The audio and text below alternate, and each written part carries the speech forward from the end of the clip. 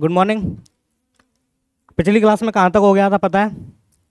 अच्छा, यहाँ पे अभी ये जो लोग नए बैठे हैं इनको मैं 2 मिनट में क्लियर करा दूं कि हम लोगों की क्लास में मिडिवल हिस्ट्री चल रही है। ठीक है, मध्यकालीन भारतीय इतिहास आप लोगों ने शायद पढ़ा होगा, है ना? और नहीं पढ़ा हो तो फिर सुनो। क्लास में तो चल रहा है इतिहास, दिख रहा है सबको? राइटिंग समझ में आ रही है मेरी?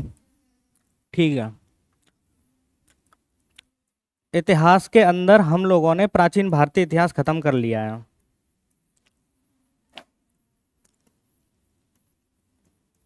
ठीक है, इसी में अगला खंड है मध्यकालीन भारतीय इतिहास।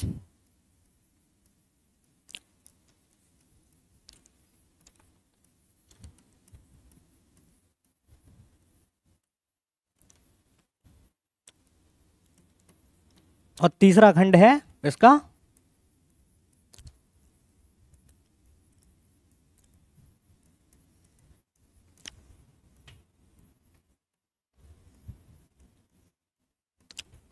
आधुनिक भारतीय इतिहास। देखो, जो लोग मेरे साथ पहली क्लास से जुड़े हुए हैं उनको विषय को समझने में कहीं कोई दिक्कत नहीं होगी, है ना? लेकिन जो आज जुड़े हैं उनको मैं 2-4 मिनट दूंगा अलग से, जिससे कि वो आज की क्लास समझ पाएँ। ठीक है, तो प्राचीन भारतीय इतिहास हमारा हो चुका है पूरा कंप्लीट, लेकिन हम इस क्लास में मध्यकालीन भारतीय इतिहास पढ़ रहे हैं। हम इसको छोड़ते हैं अभी, हम केवल इस पे आते हैं। और मध्यकालीन भारतीय इतिहास पढ़ने के क्रम में हम ये देखेंगे कि मध्यकालीन भारतीय इतिहास की हमें जानकारी कैसे होती है। देखो, हम जब इतिहास पढ़ते हैं ना तो हमें इतिहास को जानने के लिए कुछ जानकारी के स्रोत चाहिए होते हैं। क्योंकि आप खुद बताओ, आप यहाँ प्रेजेंट में हो, ये क्या है? प्रेजेंट, आज की डेट में आप बैठे हो। ठीक है, इससे पहले क्या हुआ है? मान लो कल क्या हुआ था, परसों क्या हुआ था, उससे पहले 100 वर्ष पहले क्या हुआ था, 1000 वर्ष पहले क्या हुआ था। तो वो सब क्या है कि आज के प्रेजेंट से जितना भी भूत था हम उसको अतीत भी बोलते हैं। जितना भी अतीत था वो तो सब बीत चुका है। अतीत क्या होता है? जो बीता हुआ था, है ना? बीता हुआ कल जिसको बोलते हैं भूतकाल। उसको जानने के लिए हमारे पास कुछ ना कुछ तो सोर्स होने चाहिए ना, जिसके आधार पे हम आज की डेट में उस चीज को जान पाए कि पहले क्या हुआ था, है ना? तो वही जो सोर्स होते हैं जिससे हम भूतकाल को, अतीत को जान पाते हैं, वो दो तरीके के होते हैं। कितने तरीके के? दो तरीके के। पहला होता है मूर्त स्रोत, मूर्त, ठीक है? और दूसरा होता है अमूर्त। देखो, मूर्त और अमूर्त समझो। जैसे मैं ये जो टेबल है इसको मैं अगर देख पा रहा हूँ, पकड़ पा रहा हूँ, है ना, वो मूर्त है। कॉन्क्रीट जिसको बोलते हैं इंग्लिश में। ठीक है, जैसे कि हम प्राचीन भारतीय इतिहास ले लो या मध्यकालीन भारतीय इतिहास ले लो, इसके अंदर जो भी कहीं से सिक्के मिल रहे हैं, मिट्टी के बर्तन मिल रहे हैं, कहीं से भवन के अवशेष मिल रहे हैं, इमारतें मिल रही हैं, वो सभी क्या स्रोत हैं? वो मूर्त स्रोत हैं। ठीक है, ऐसे ही कुछ स्रोत ऐसे होते हैं जो हमें दिखाई नहीं देते लेकिन हमारे अवचेतन मस्तिष्क में बैठे हुए होते हैं। जैसे कि कोई साहित्य है, नृत्य कला है ना? कोई दर्शन है, कोई ज्ञान की सब्जेक्ट है, ज्ञान का विषय है। तो वो सब कहाँ आते हैं? अमूर्त में। ठीक है, जैसे साहित्य, कोई यात्री आया विदेशी, भारत में आया, भारत के समाज के बारे में उन्होंने देखा कि भारत का समाज, भारतीय समाज कैसा है। उन्होंने अपनी कोई साहित्यिक कृति लिखी, कोई पुस्तक लिखी, तो वो उसके आधार पे हम क्या करते हैं, उसको हम पढ़ेंगे और उसके आधार पे हम देखेंगे अच्छा उस समय का समाज वैसा था। जैसे मौर्य काल में मेगस्थनीज आ रहे हैं, उन्होंने इंडिका लिखी, पता है आप लोगों को? तो इंडिका के माध्यम से हम ये पता लगा पाते हैं कि मौर्यकालीन समाज कैसा था। ठीक है, ऐसे ही मौर्य काल में सम्राट अशोक के द्वारा बहुत सारे शिलालेख बनाए गए थे, जिसमें कुछ शिलालेख, शिलालेख किस में आएंगे? मूर्त में। तो शिलालेख के माध्यम से हम ये पता लगा पाते हैं कि 13वें शिलालेख से उन्होंने कलिंग में युद्ध किया था। ठीक है, 2 मिनट में ये क्लियर हुआ कि हम इतिहास को जो जानते हैं उसके लिए हमें दो स्रोत की जरूरत पड़ती है, अब जो पूरी हिस्ट्री में बिखरे हुए आपको लगेंगे, है ना? आप जैसे आप मध्यकालीन में भारत में आओगे तो देखोगे कि दिल्ली सल्तनत में कैसे अलाउद्दीन खिलजी, खिलजी दरवाजा यानी कि अलाई दरवाजा का निर्माण करवाता है दिल्ली में, है ना? कुतुब मीनार, कुतुबुद्दीन ऐबक कैसे उसको निर्मित करवाता है। तो ये सब क्या है? स्रोत, जिसके आधार पे हम इतिहास का क्या करते हैं? वर्तमान में बैठ के निर्माण। ठीक है, हमारी क्लास में चल रहा था मध्यकालीन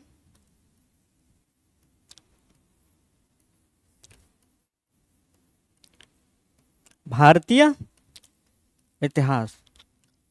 अच्छा, हमने देखा जो भी इतिहास होता है उसको जानने के लिए कितने स्रोत होते हैं? दो, मूर्त या अमूर्त। अब देखो, मध्यकालीन भारतीय इतिहास पढ़ते समय जो भी हम क्रोनोलॉजी पढ़ेंगे शासकों की, है ना, जैसे दिल्ली सल्तनत पढ़ रहे हैं, दिल्ली सल्तनत के अंदर आने वाले जो भी वंश हैं, गुलाम वंश, खिलजी वंश, तुगलक वंश, सैयद वंश, लोधी वंश, उनके अंदर आने वाले जो भी शासक हैं, है ना, जैसे कि गुलाम वंश का कुतुबुद्दीन ऐबक शासक होगा। अब उसके द्वारा कोई मूर्त स्रोत का निर्माण किया जा रहा है तो वो हम क्रोनोलॉजी के साथ वहीं पढ़ते चलेंगे, ठीक है। ऐसे ही किसी शासक के द्वारा कोई साहित्यिक कृति लिखी जा रही है या अपनी आत्मकथा ऑटोबायोग्राफी लिखी जा रही है, हम उसको वहीं उसके साथ कवर करते हुए चलेंगे।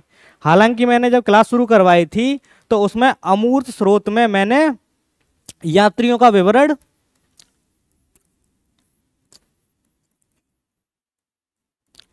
प्लस कुछ साहित्यिक कृति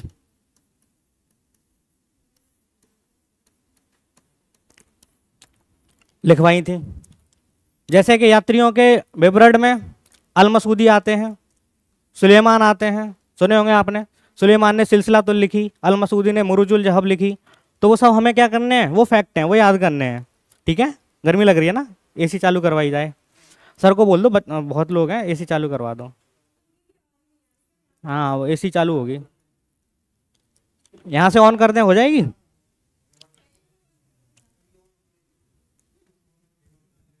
देखो, हो गई ऑन।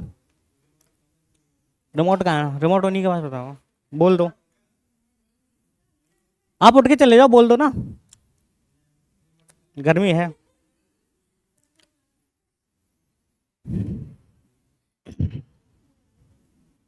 आपने याद कर लिए जो लिखवाए थे? हाँ सर, याद कर लिया आपने जो फैक्ट लिखवाए थे? हाँ, आशिका किसने लिखी थी? आशिका कृति देख के बताना पड़ रहा है, देख के बताना पड़ेगा। अच्छा, ठीक है। उन्हीं स्रोतों के माध्यम से आ जाओ सीधे मध्यकालीन भारतीय इतिहास।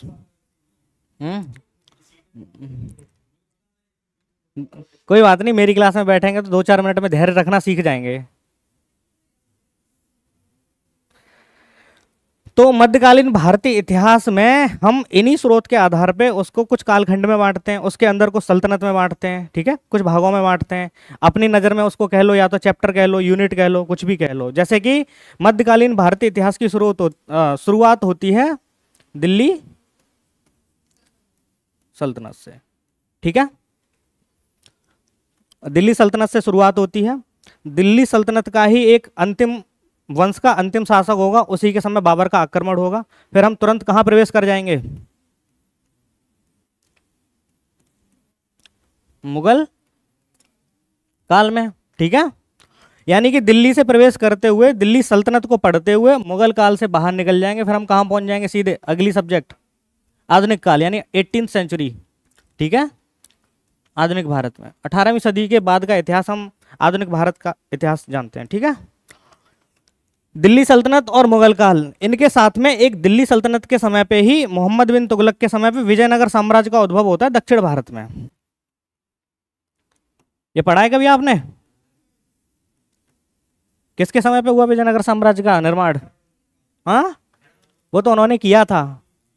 उस समय दिल्ली में कौन सा शासक था? कौन? शेरशाह सूरी मुगल काल में आता है, द्वितीय अफगान होता है, वो हुमायूं के समय पे आता है। तो आपको यही क्लियर नहीं है कि दिल्ली सल्तनत में कौन कौन से शासक हैं, फिर उसके बाद मुगल काल में कौन कौन से? कंफ्यूजन है ना। याद था, अभी नहीं है। और किसको याद है अभी? अभी किसको याद है ये चीज? पेपर में बहुत इजी सवाल आते हैं, लेकिन वो होता है ना कि हमें याद था लेकिन पेपर में याद नहीं था। बताओ मैम, नहीं पता? पढ़ा था कभी पहले? दिल्ली सल्तनत पढ़ा था, लेकिन ये नहीं पता विजयनगर साम्राज्य की स्थापना कब हुई। कब नहीं पूछ रहा हूं मैं, किसके समय हुई, ये तो सिंपल सी कॉन्सेप्ट है। हाँ सर, आपको तो बताया है।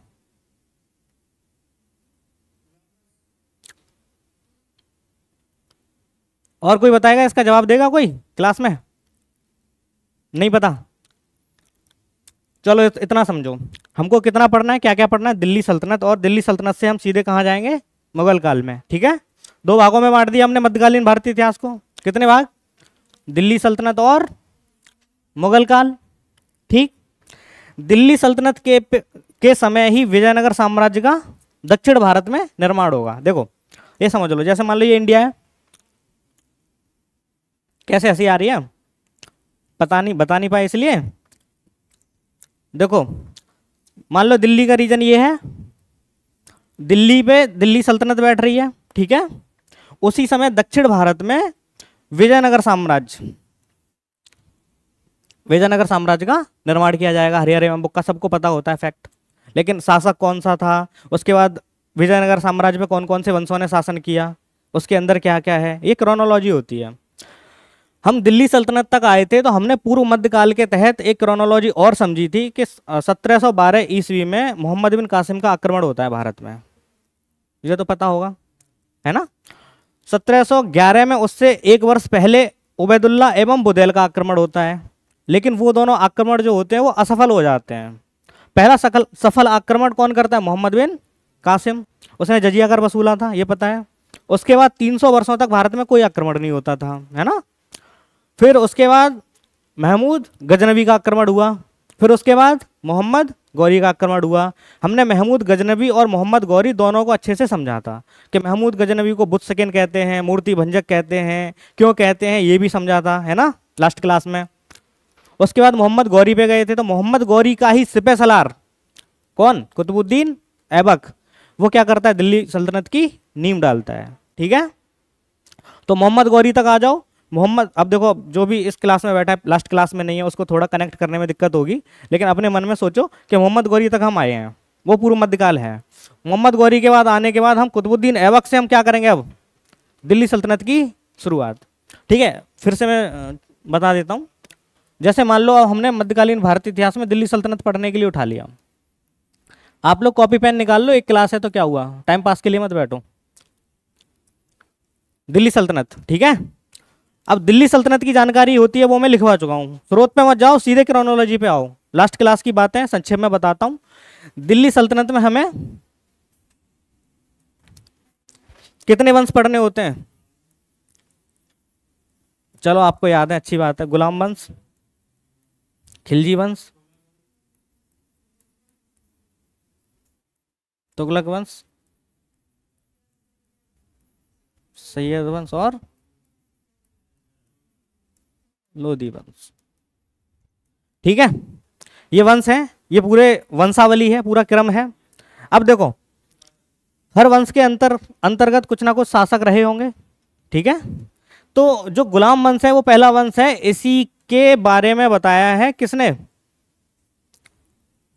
जैसे कि उत्बी था, है ना, उन लोगों ने बताया कुछ साहित्यिक कृतियों में। तो इसके अंदर आने वाला जो पहला शासक है, जिसकी राजधानी लाहौर रही होती है उस समय, भारत में दिल्ली नहीं थी, लाहौर में राजधानी बनाई थी, वो कौन है, ये मैं लास्ट क्लास में सब बता चुका हूं एक एक, कुतुबुद्दीन ऐबक। ठीक है, इसके बाद जो दिल्ली में राजधानी बनाता है और खलीफा यानी आध्यात्मिक गुरु से पद की स्वीकृति लेता है, इल्तुतमिश। Very good.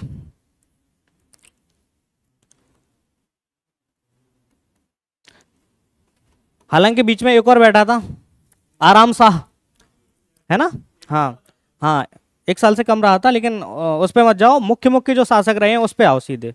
ठीक है, उसके बाद इल्तुतमिश की पुत्री रजिया सुल्तान, उसका वाद विवाद हुआ था रुकनुद्दीन फिरोज से, उसका भाई वो गद्दी पे बैठ गया था, है ना। फिर रजिया सुल्तान ने दिल्ली की जनता से न्याय मांगा कि देखो मेरे अब्बा जान कह के गए थे कि हम बैठेंगे गद्दी पे और ये भाई साहब बैठ गए। ठीक है, तो लोगों ने उसको फिर बैठाया अपनी तरफ से ही चुन के। ठीक, उसके बाद बहराम शाह आता है, चलो लिख लो। हत्या तो हत्या आम बात है, हत्या याद मत रखो, हत्या नॉर्मल है। रजिया सुल्तान के समय पे किसका चलता है, रुकनुद्दीन फिरोज का, है ना। उसके बाद बलबन नहीं है भैया, बहराम शाह। बहराम शाह क्यों इंपॉर्टेंट है, क्योंकि इसी के समय पे दिल्ली सल्तनत में पहली बार मंगोलों का आक्रमण होता है। ठीक है, वो मैं लिखवा चुका हूँ। 1241 में तेर बहादुर ने आक्रमण किया था इसी के समय पे, इसीलिए इंपॉर्टेंट है। दूसरा इसके बारे में ये इंपॉर्टेंट है कि इन्होंने एक पद बनाया था नायबे ममलिकात।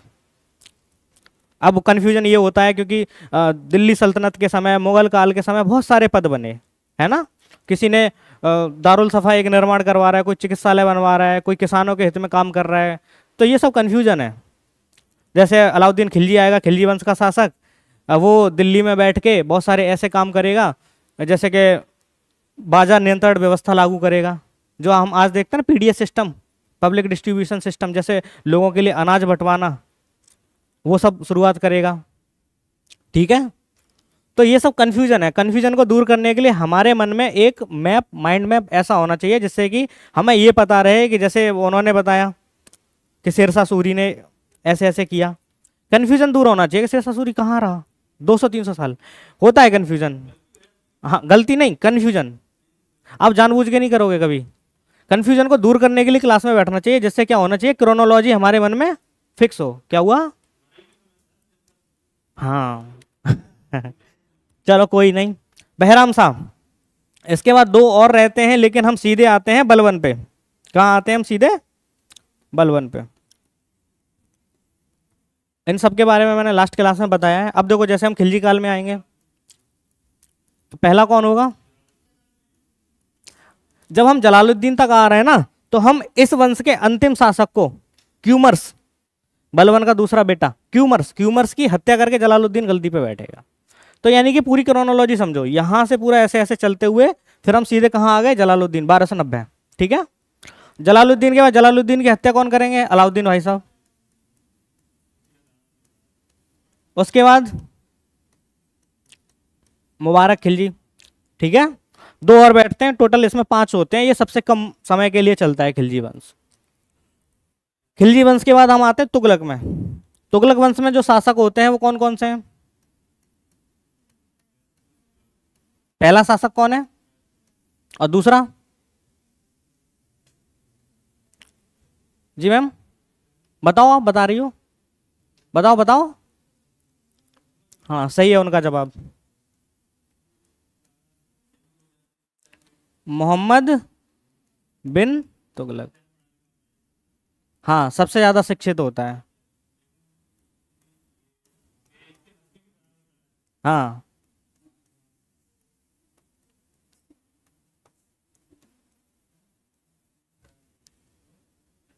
और अगला कौन है पता है? इसके बाद फिरोज शाह तुगलक के बाद, सर बताइए, फिरोज शाह तुगलक के बाद पता है कौन सा शासक आता है? पढ़ी नहीं कभी आपने? पहली बार बैठे हो? अच्छा,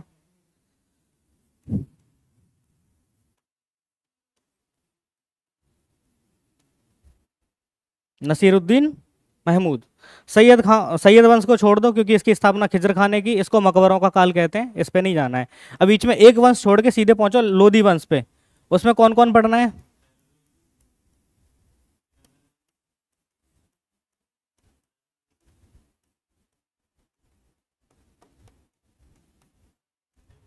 अब यही हम अंतिम शासक तक आ गए, इब्राहिम तक। इब्राहिम के ही समय पे, हाँ हाँ हाँ हाँ। किसके समय? नहीं, यहाँ जो सबसे ज्यादा शिक्षित था। ठीक है, इब्राहिम के समय पे ही क्या होगा? बाबर का आक्रमण।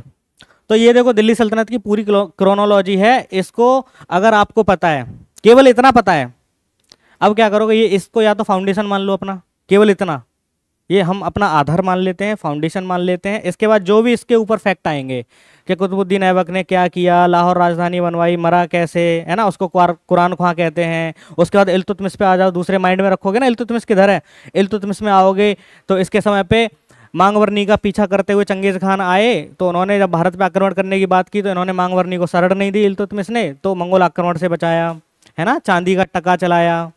जो भी फैक्ट है इल्तुतमिश के बारे में, इल्तुतमिश के बारे में, जैसे कि 40 दल का निर्माण कर रहा है वो, तुर्क ए चहलगामी जिसको कहते हैं, जिसमें 40 तुर्की अमीर होते हैं, है ना, जिसके आधार पर वो उनसे पूछता है 40 लोगों से कि बताओ क्या करना चाहिए शासन के लिए। ऐसे ही रजिया सुल्तान की कहानी आपको पता है कि वो मध्यकालीन भारत की एक ऐसी स्त्री, ऐसी महिला होती है जो शासन को चलाती है, पूरे देश को चलाती है। सोचो उस समय पे जब वो भी मुस्लिम शासन में। ठीक है, उसके बाद इस पे आ जाओ बहराम शाह पे। पहला मंगोल आक्रमण बहराम शाह के समय पे होता है। ठीक है, नायब ममलिकात का पद बनाते हैं ये। उसके बाद बलवन पे आ जाओ। बलवन के समय पूरी जो जितनी भी समस्याएं रही थी गुलाम वंश की, उन सबको बलवन दूर करता है। कैसे दूर करता है कि वो नियाबत खुदाई नामक एक सिद्धांत लेके आता है, जिससे क्या होता है कि राजा अल्लाह की परछाई हो जाता है और स्वयं जिल्लिल्लाही की उपाधि धारण करता है। ठीक है, उसके समय पे भारत में जहां जहां विद्रोह हो रहे थे उनको समाप्त करता है। जैसे मेवाती परेशान करते रहते थे तो वहां पे सैन्य छावनियां बनवा दी दिल्ली के पास मेवात में। और बंगाल में तुगरिल खां विद्रोह कर रहे थे, उनके यहाँ पे इन्होंने खुद जाके उस विद्रोह को समाप्त किया। ठीक है, ये बलवन के बारे में फैक्ट थे, ये लास्ट क्लास में बता चुका हूँ सब। हम लोग आए थे जलालुद्दीन खिलजी पे। जलालुद्दीन खिलजी ने अंतिम शासक क्यूमर्स की हत्या की और खिलजी वंश की नींव डाली। ठीक है, उसके बाद हम आए थे अलाउद्दीन खिलजी पे। हम लोग अलाउद्दीन खिलजी के बारे में चर्चा कर रहे थे, लिखवाया ज़्यादा कुछ नहीं था मैंने। ठीक है, हम लोग कहाँ आ गए? अलाउद्दीन खिलजी पे। अलाउद्दीन खिलजी के बारे में कहते हैं कि उसने बाजार में नियंत्रण यानी कि मूल्यों को नियंत्रित करने की प्रणाली लागू की कि किसी भी वस्तु का रेट ज़्यादा हाई ना हो जाए। जैसे मान लो प्याज है तो 400 रुपये केजी ना हो जाए, है ना। तो उनको कंट्रोल करने के लिए उसने पहले ही रूल बना दिए कि ये चीज़ इतने की बिकेगी तो इतने की ही बिकेगी। ठीक है, उसने जो बीच में मध्यस्थ लोग होते थे, बाजार में आप जाओगे तो किसी ने अगर बीच में आपको बाजार बीच में रोक लिया तो वो मध्यस्थ जो होते थे, जो अपने आप को हाकिम बाजार कहते थे, उनको समाप्त करने की कोशिश की, जैसे खूत, मुकद्दम, चौधरी। तो आप देखोगे कि अलाउद्दीन खिलजी के बारे में चाहे अर्थव्यवस्था हो, चाहे समाज हो, चाहे राजनीति हो, सब में उसने बहुत बढ़िया काम किया। जैसे पंथ निरपेक्षता का आप सिद्धांत अगर पॉलिटी में पढ़ोगे तो पंथ निरपेक्षता का मतलब क्या होता है? जहाँ धर्म और राजनीति दोनों को अलग अलग करके देखा जाता है ना। राजनीति को चलाते समय हम धर्म के पक्षों को समाहित उसमें नहीं करेंगे। धर्म कहते हैं कि धर्म एक आंतरिक मामला होता है, व्यक्तिगत मामला होता है।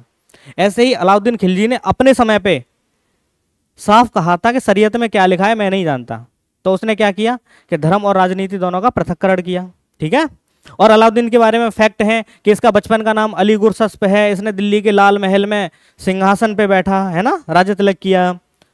और इसके जो 4 योद्धा, पर्सनल व्यक्तिगत जो योद्धा रहते थे, उनकी तुलना करता था कि ये मेरे पैगंबर के 4 खलीफा हैं। ठीक है, अपने आप को कहता था कि मुझे विश्व विजय करनी है, तो इसीलिए द्वितीय सिकंदर ए सानी कहता था स्वयं को कि मुझे सिकंदर की तरह विश्व की विजय करनी है। ठीक है, बहुत महान शासक है। इसके राजपूत राज्यों में भी युद्ध होते हैं। आपने पद्मावत मूवी अगर देखी होगी कभी, तो पद्मावत के पीछे ये रणथंभौर और चित्तौड़ में आक्रमण करता है 1301 और 1303 में। उससे पहले गुजरात में भी आक्रमण करके आया था ये। यानी कि दिल्ली में रहते हुए ईस्ट में चले जाओ चाहे वेस्ट में चले जाओ, हर तरफ आक्रमण कर रहा है। साउथ में भी आक्रमण करवा रहा है मलिक काफूर के माध्यम से। मलिक काफूर के माध्यम से इसको 1000 दीनारी गुजरात अभियान से खरीदा था मलिक काफूर को। ठीक है, 1000 दीनार में रायगढ़ बघेल के यहाँ से।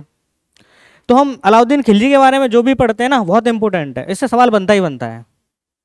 ठीक, उसके बाद हम अगले टॉपिक पे, अगले उस पे शासक पे जाएंगे। वो कौन है? मुबारक खिलजी, जिसने स्वयं को खलीफा कहा था। इसके बारे में एक ही इंटरेस्टिंग फैक्ट है, स्वयं को खलीफा कहना। देखो खलीफा क्या था कि उस समय पे जो जितना भी मुस्लिम जगत था, जितने भी मुस्लिम के बड़े बड़े शासक होते थे, वो खलीफा से अपने पद की स्वीकृति लेते थे। खलीफा में ये होता है कि वो उनके धार्मिक और आध्यात्मिक गुरु होते थे खलीफा, है ना।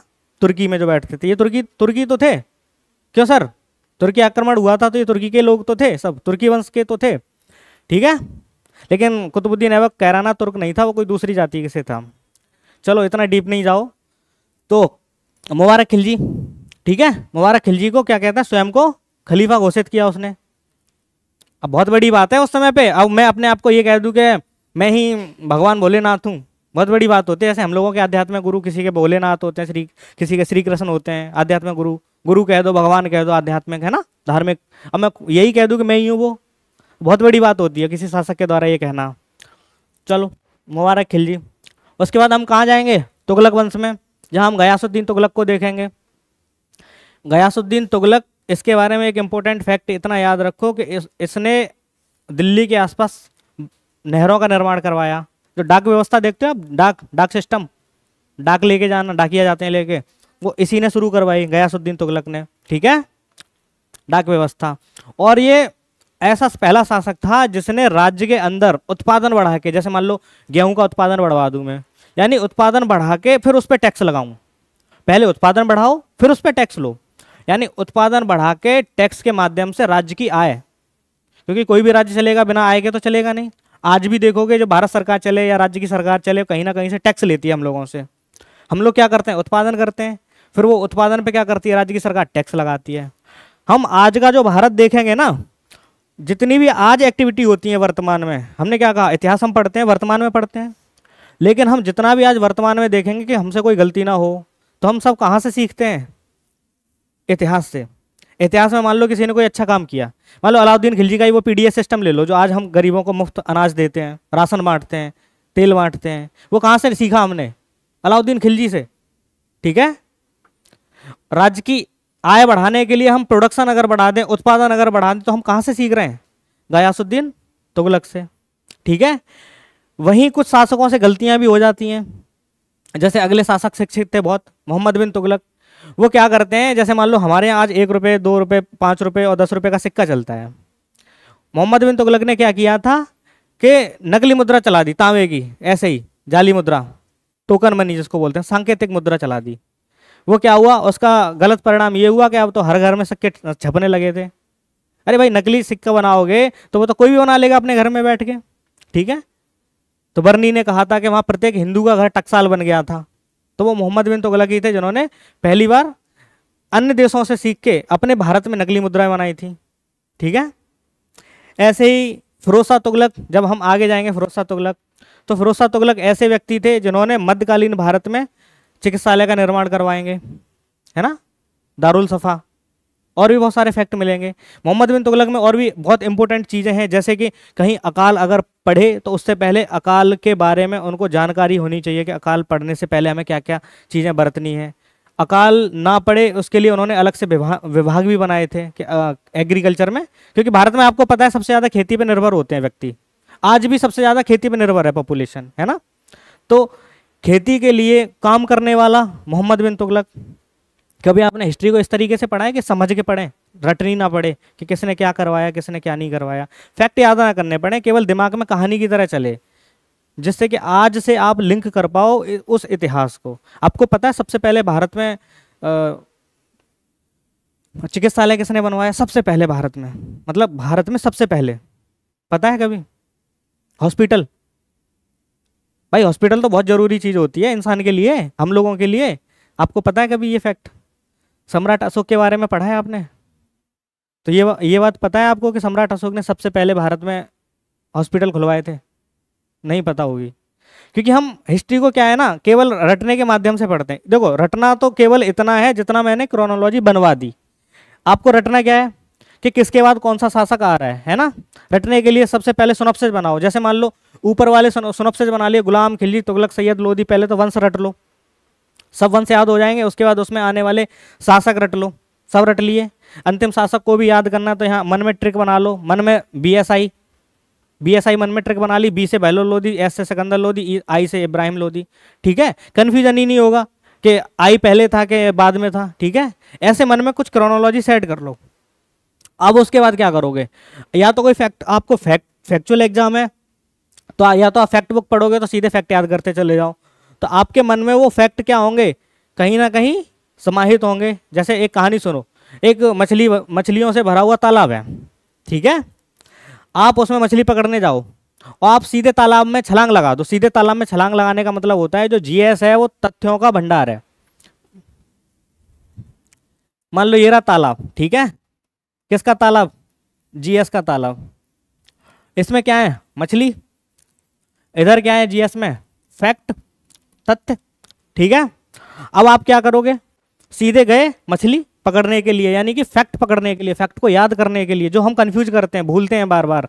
हम क्या करेंगे, सीधे तालाब में उतर गए, मछली पकड़ने की कोशिश की, हाथों से पकड़ी, खूब याद करने की कोशिश करी, जैसे फैक्ट खूब याद करने की कोशिश करे, कौन क्या कैसे क्या कहाँ कैसे, है ना, ये सब फैक्ट है ना, कौन कब कहाँ कैसे। बाद में क्या होता है, एंड ऑफ द रिजल्ट, एक समय बाद इसमें बहुत मेहनत की, एक भी मछली हाथ नहीं आई। ठीक है, कोई भी मछली हाथ नहीं आई। कहानी को समझो, यहां हमने बहुत मेहनत की, 2 महीने बाद, 3 महीने बाद, 4 महीने बाद हो सकता है आपका एग्जाम 2 महीने बाद हो सकता है 2 साल बाद भी हो। और जरूरी थोड़ी है कि आप 2 महीने बाद के एग्जाम की तैयारी कर रहे हो तो 2 साल बाद उस ज्ञान को भूल जाओ, 2 साल बाद देख रहे हो हमें कुछ नहीं आता, है ना, अभी आपकी उम्र है तो आगे भी एग्जाम दोगे। तो हमारे पास ऐसी कोई सोर्स होनी चाहिए, ऐसी कोई चीज़ होनी चाहिए जिससे कि हम चीज़ों को लंबे समय तक याद बनाए रखें और एग्जाम से 10 दिन पहले, 20 दिन पहले उसका रिवीजन करें और तुरंत सारी चीज़ें रिकॉल हो जाएं, है ना, पुनर्स्मृत हो जाएं, पुनर्स्मरण हो जाए उनका। अब देखो फैक्ट, फैक्ट क्या है? तथ्यों का भंडार। जैसे मछलियाँ, हमने बहुत कोशिश करी, बहुत हाथ पैर फेंके, बहुत याद करने की कोशिश करी, बहुत पकड़ने की कोशिश की, मछली हाथ नहीं आई, तथ्य याद नहीं हुए, 2 महीने बाद, 3 महीने बाद भूल गए। अब क्या करोगे? इत्मीनान से किनारे पे बैठो, तालाब के क्या कर रहे हैं अब हम? किनारे पर बैठे हैं। अब हम एक अच्छा सा बढ़िया सा शानदार सा जाल बुनेंगे। क्या बुनेंगे? जाल, ठीक है, नेट। जब हम जाल बुन लेंगे, अब देखो जाल बुनने में थोड़ा सा समय लगेगा, लेकिन आप पूरे दिन मेहनत करके जितनी मछली पकड़ने की कोशिश कर रहे थे ना, उतना जाल बनने के बाद 1 मिनट में मछली पकड़ लोगे। पकड़ लोगे कि नहीं पकड़ लोगे? तो आराम से जाल बुनो, हर विषय का जाल बुनो। मैंने देखो, ये सर मेरी क्लास के हैं, इनसे पूछो, मैंने एंशियंट हो, मिडेवल हो, पूरी में पहले उसका जाल बुनता हूँ, मन में एक फाउंडेशन तैयार करता हूँ, जिससे कि आपको ये लगे कि हम पढ़ क्या रहे हैं, आगे क्या पढ़ना है, पीछे क्या पढ़ा था, और हम जो पढ़ रहे हैं उसकी समझ कैसे विकसित हो रही है, जिससे को हम हमेशा के लिए उसको याद रख पाए। ठीक है, तो हम ऐसे क्या करेंगे, जैसे इधर मछली पकड़ने के लिए जाल बनाया था, वैसे ही हम इस फैक्ट को याद करने के लिए क्या करेंगे? जाल। इसी जाल का हम नाम देते हैं माइंड मैप। ये जाल तो बाहर तो बनेगा नहीं, मछली पकड़ने के लिए तो जाल बाहर बन रहा था, हमसे बाहर बन रहा था, लेकिन जीएस के फैक्ट को पकड़ने के लिए जाल कहाँ बनेगा? हमारे मन के अंदर। तो इसको हम नाम देते हैं क्या? Mind map. ठीक है, क्या नाम देते हैं? Mind map. अगर हमारे पास सब्जेक्ट का माइंड मैप होगा तो हम उसके आने वाले जितने भी मछलियां, जितने भी फैक्ट होंगे, सबको क्या कर पाएंगे? याद। तो हमने अब तक जो देखा माइंड मैप में, हमने अभी देखो, सब कॉपी पेन अलग रख दो, मन में सोचो कि हम मध्यकालीन भारतीय इतिहास में से एक उठाया था, है ना। इतिहास में हमें 3 विषय पढ़नी थी, प्राचीन भारतीय इतिहास, मध्यकालीन भारतीय इतिहास और आधुनिक भारतीय इतिहास। हमने उसमें से क्या उठाया था? मध्यकालीन भारतीय इतिहास। मध्यकालीन भारतीय इतिहास को उठाया था तो हमने 2 तरीके से उसको पढ़ना है, एक तो दिल्ली सल्तनत में बांट के और दूसरा मुगल काल में बांट के। ठीक है, फिर हमने क्या किया था? अब हमने दिल्ली सल्तनत वहां से कैप्चर की, दिल्ली सल्तनत उठाई, दिल्ली सल्तनत उठाई। दिल्ली सल्तनत को उठाने के क्रम में हमने उसके वंशावली पढ़नी है, उसके वंश पढ़ने हैं। तो दिल्ली सल्तनत के वंश कौन कौन से थे? याद करो, मन में रखो। सबसे पहले गुलाम, बीच में, बिल्कुल मध्य में, उसके बाद और लोधी। अब देखो, मैंने जैसे ही लोधी बोला तो लोधी के नीचे आपको तुरंत याद आ गया कि उसके नीचे वीएसआई था, यानी बहलोल लोधी, सिकंदर लोधी और इब्राहिम लोधी। ये क्या हुआ? Mind map. अब मैं आपको कभी भी कहीं भी ये बात बोलूं कि आगरा की स्थापना सिकंदर लोधी ने की, तो आपके मन में 2 फैक्ट तो वैसे ही क्लियर हो गए कि सिकंदर लोधी अंतिम दिल्ली सल्तनत के वंश का शासक था, और जो अंतिम कौन सा था? लोधी वंश था ना। अब आपके मन में यह भी क्लियर होगा कि सिकंदर लोधी से पहले वाला शासन कौन सा था? बी, बहलोल लोधी। पता है ना, बी से बहलोल लोधी। सिकंदर लोधी के बाद का कौन सा शासक रहा? किसी को कोई रटना पड़ा? सब कुछ कहां का खेल है? माइंड का। तो हमें इत्मीनान से क्या करना है? माइंड मैप बनाना है। माइंड मैप बनाने के बाद आप कितनी भी मछलियां पकड़ना, कितनी भी बुक्स पढ़ना, सब क्या हो जाएंगी? ऐसे ही याद।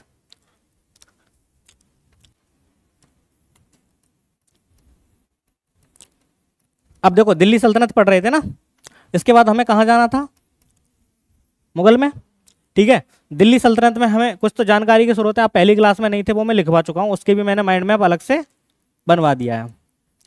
जानकारी के स्रोत के बाद हम आते हैं कहाँ? वंश में। वंश में हम सबसे पहले क्या क्या पढ़ते हैं? गुलाम वंश, खिलजी, तुगलक, सैयद और लोधी। अच्छा, इसके अंदर मैंने जो भी पढ़ाया है, मैं आपको अभी तुरंत बोलूं कि अलाउद्दीन खिलजी पढ़ना है। आपके मन में अलाउद्दीन खिलजी के आसपास का कुछ चित्र बन रहा है? अलाउद्दीन खिलजी के बाद कौन था? मुबारक खिलजी। अलाउद्दीन खिलजी से पहले कौन थे? जलालुद्दीन, है ना। वो कहाँ थे? खिलजी वंश में थे। तो आपको कुछ रटना पड़ा? आपसे सवाल यही पूछ लिया जाए कि अलाउद्दीन खिलजी के बाद दिल्ली पे किसने शासन किया, या अभी मैंने मुबारक खिलजी की एक कहानी आपको बताई थी कि मुबारक खिलजी पहला ऐसा शासक था जिसने स्वयं को खलीफा कहा था। इसको कोई रटना नहीं है, केवल माइंड में बनाना है। ठीक है, क्लियर है सब?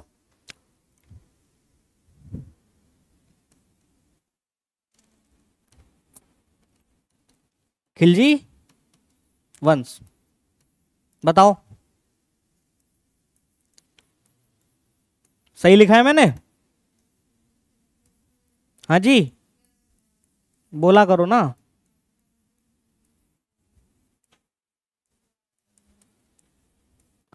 अब इसके बारे में लिखना है, फैक्ट है कोई। इसने स्वयं को क्या कहा? खलीफा कहा। ठीक है। इसने दिल्ली में देवगिरी को शामिल किया था और कुतुबाबाद राजधानी बनाई थी। अगर फैक्ट मैं बोल रहा हूं, मेरे बोलने के माध्यम से अपने अकॉर्डिंग लिखना है तो वो लोग वो कर सकते हो, आप लोग यहीं लिख लो। ठीक है।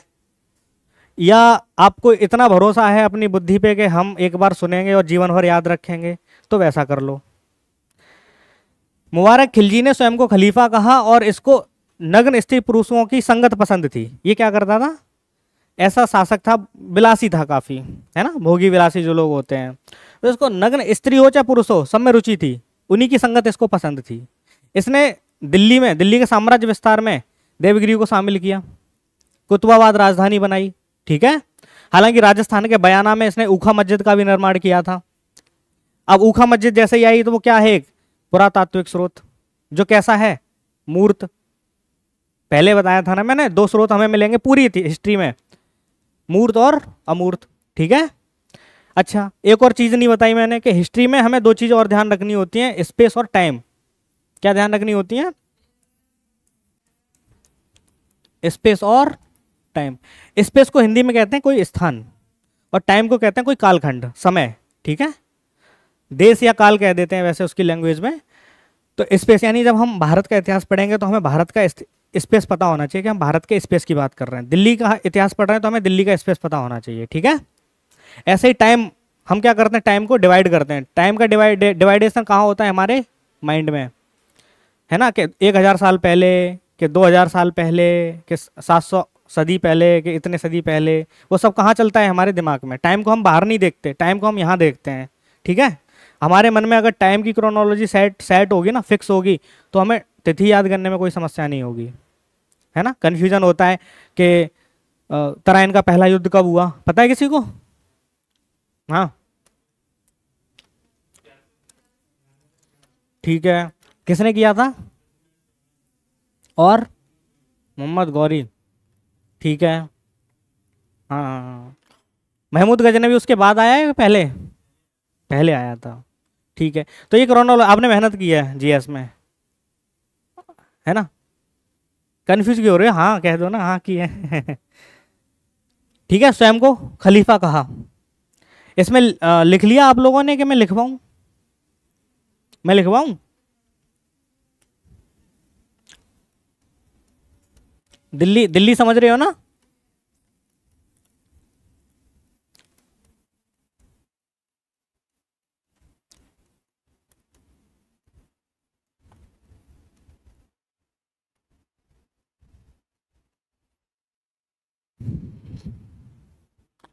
लिख लेना अगर साइड से लिखना चाहो तो। राजस्थान के बयाना में ऊखा मस्जिद और नग्न स्त्री और पुरुषों की संगत इसको पसंद थी। मुबारक खिलजी, खिलजी वंश का है, ये भी अलाउद्दीन से कम नहीं है। खिलजी, अलाउद्दीन के बारे में तो आपको पता है, इसके मामले में व्यक्तिगत जीवन में उसके अलग ही किस्से हैं। पद्मावत के पीछे भागा, कहते हैं मलिक काफूर से भी उसका कुछ ना कुछ लेना देना था। अलाउद्दीन खिलजी, दिल्ली के लाल महल में इसने राज सिंहासन किया। इसके बचपन का नाम क्या था?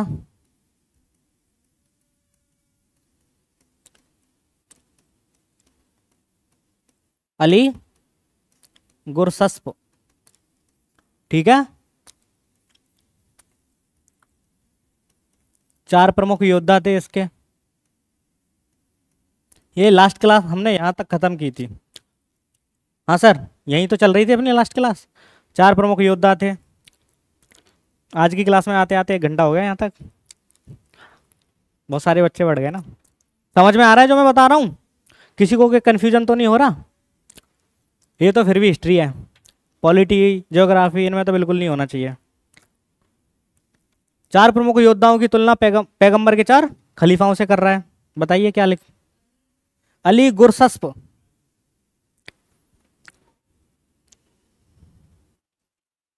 एकदम ऑफिसर वाले नोट्स लग रहे हैं आपकी कॉपी में। छोटी सी डायरी रखते हैं ना अधिकारी लोग।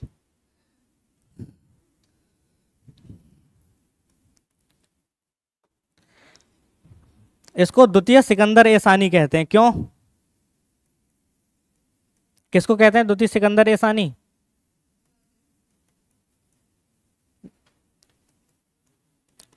क्योंकि इसने भी सिकंदर की तरह विश्व विजय का लक्ष्य रखा था कि मुझे पूरे विश्व की विजय करनी है युद्ध से।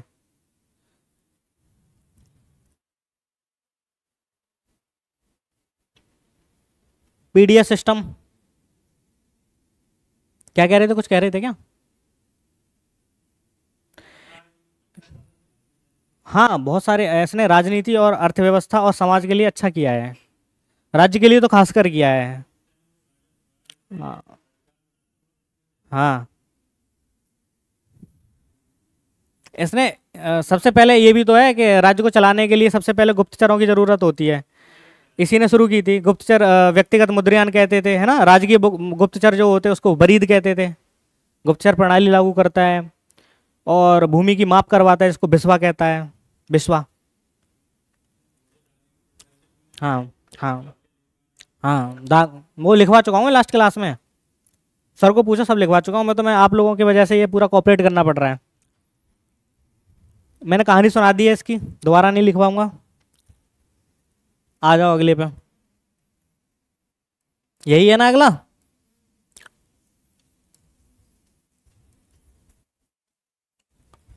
कौन कौन है इसमें?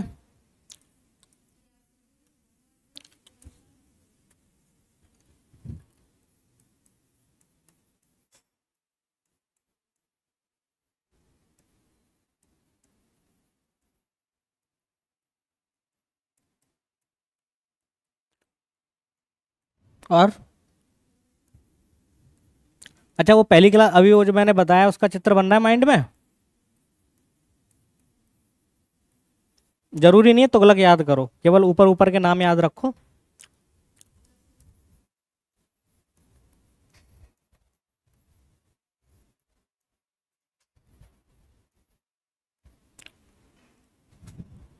ठीक है।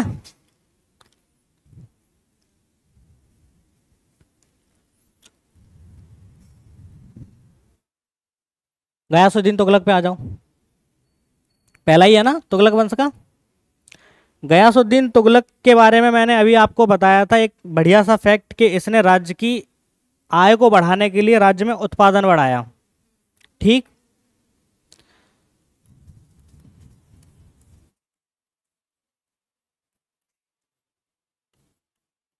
राज्य की आय बढ़ाने के लिए क्या किया? उत्पादन बढ़ाया, या ये कह लो कि उत्पादन बढ़ा के राज्य की आय बढ़ाने की सोची, है ना। यही वो शासक है जिसका एक सूफी संत से वाद विवाद होता है, जो इनको बोल देते हैं कि अभी दिल्ली दूर है।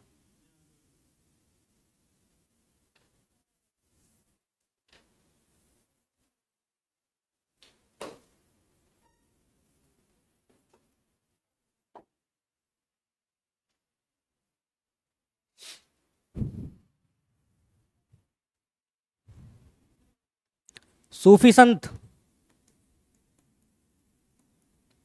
निजामुद्दीन औलिया।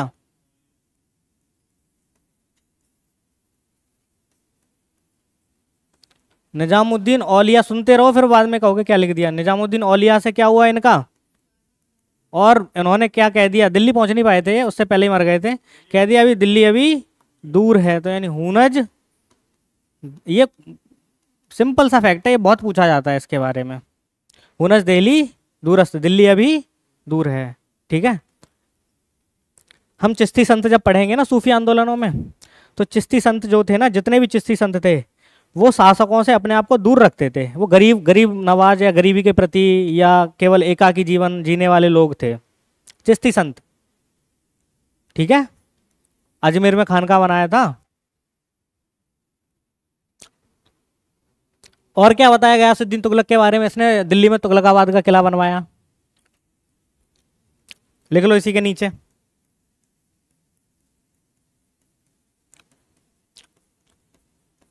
तुगलकाबाद का किले का निर्माण करवाया था इसने, दिल्ली के पास, दिख नहीं रहा, डाक व्यवस्था शुरू करवाई इसने। क्या शुरू करवाई इसी ने?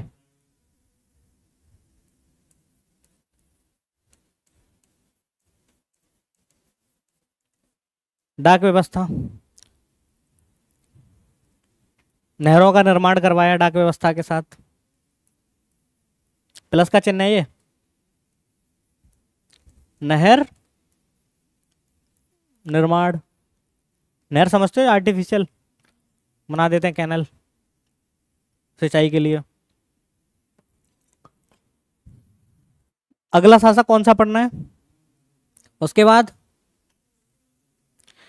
इन दोनों के बारे में काफी अच्छे फैक्ट हैं। फैक्ट का मतलब इन्होंने बहुत कुछ काम किया था यहाँ, मोहम्मद बिन तुगलक हो चाहे फिरोज शाह तुगलक हो। हम उससे पहले ये छोटा सा ये शासक है, सबसे बाद का है तुगलक वंश का, इसको पढ़ना है।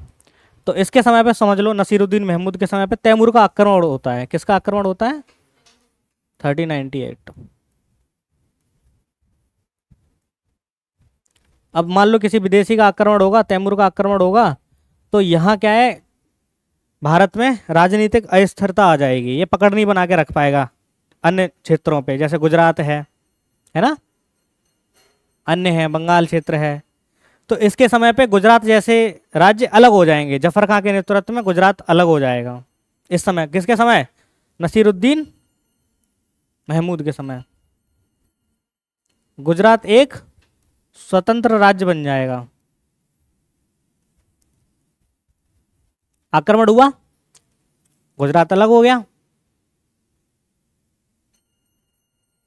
जफर खां के नेतृत्व में, जफर खां वहां गुजरात की नींव डालते हैं।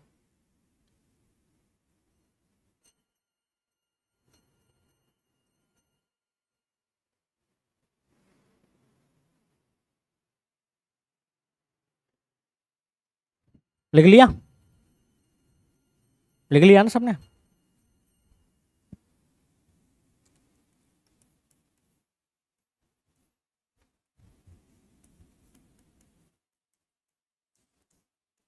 गयासुद्दीन,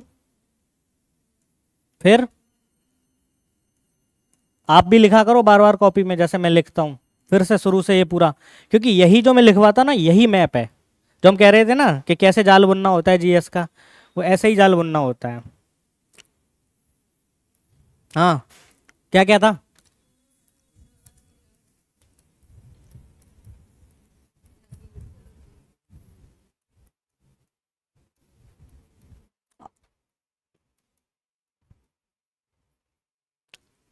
मोहम्मद बिन तुगलक सबसे सर्वाधिक शिक्षित था, ये बता ही चुके हो।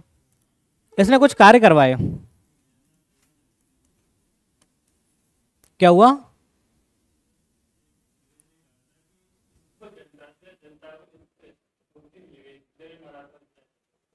हाँ,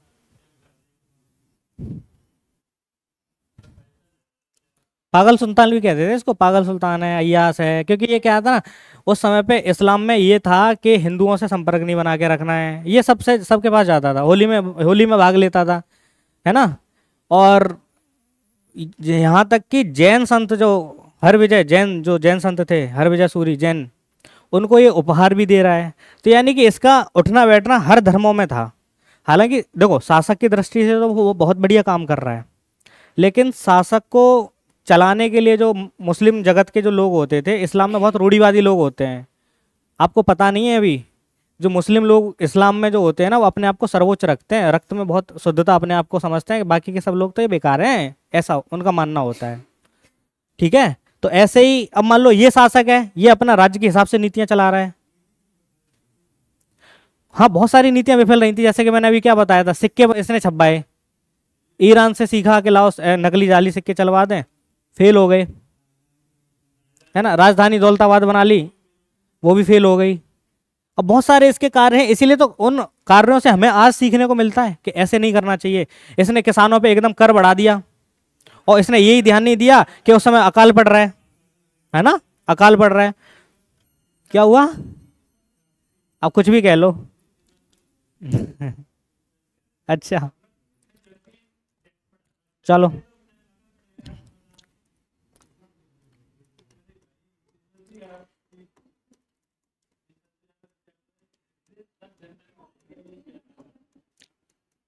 किसानों पे कर वृद्धि कहाँ पे? दोआब क्षेत्र में। दोआब समझते हो क्या है? गंगा यमुना का क्षेत्र है ना। क्यों असफल हो गया? क्योंकि अकाल पड़ रहा था।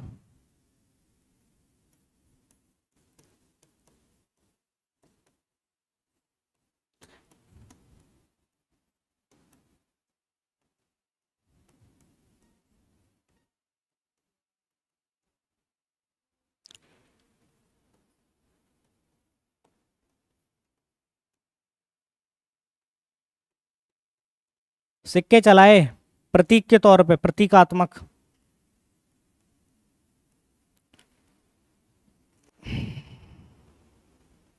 आप लोग क्लास में पूरा मुझसे डिस्कस करते हो, पूरा सब कुछ करते हो। आपको ये बात ध्यान रखनी चाहिए कि मैं बिना नोट्स की सहायता से पढ़ाता हूँ, बिना पीपीटी के पढ़ाता हूँ। तो कुछ चीज़ें ऐसी हैं जो मुझे बतानी होती है, मैं मन में पहले सोचता हूँ कि आप लोगों को बतानी है, फिर बीच में आप लोग चर्चा करने लगते हो मुझसे, फिर मैं वो उसको स्किप कर जाता हूँ। अब पीपीटी होती है तो कोई दिक्कत नहीं, खूब गप्पे हाँकते हैं हम लोग, खूब कहते हैं कि इसका नसीब खराब है, कि उसका नसीब खराब है ना। लेकिन थोड़ा सा ध्यान रखना है कि मैं बिना किसी नोट्स की सहायता से पढ़ा रहा हूँ, तो मुझे अपने माइंड में एक मैप बनाने के लिए कि आपको क्या बताना है और क्या छोड़ना है, वो गड़बड़ा जाता है पूरा मामला। सिक्के चलाए प्रतीकात्मक, ठीक है। अभी आप लोगों ने चर्चा कर ही ली है कि किसानों पे कर वृद्धि की इसने, तो उस समय अकाल पड़ा था। जो सिक्के चलाए थे, वो नकली सिक्के जो चलाए थे उसने, वो उसके जगह पे और भी लोगों ने, हिंदुओं ने अपने अपने घरों में सब सिक्के ढालना शुरू कर दिया था। इसकी नीतियाँ बहुत सारी थी, जो खुरासान या कराची अभियान लो, बहुत सारी और भी चीज़ें हैं, बहुत फेल होती हैं इसकी। आगे चल के हम देखेंगे इसके जो सफल कार्य थे। असफल छोड़ दो, सफलता पे ज़्यादा ध्यान दो। इसने किसान विभाग का निर्माण किया, दीवान ए कोही। किसका? दीवान ए कोही।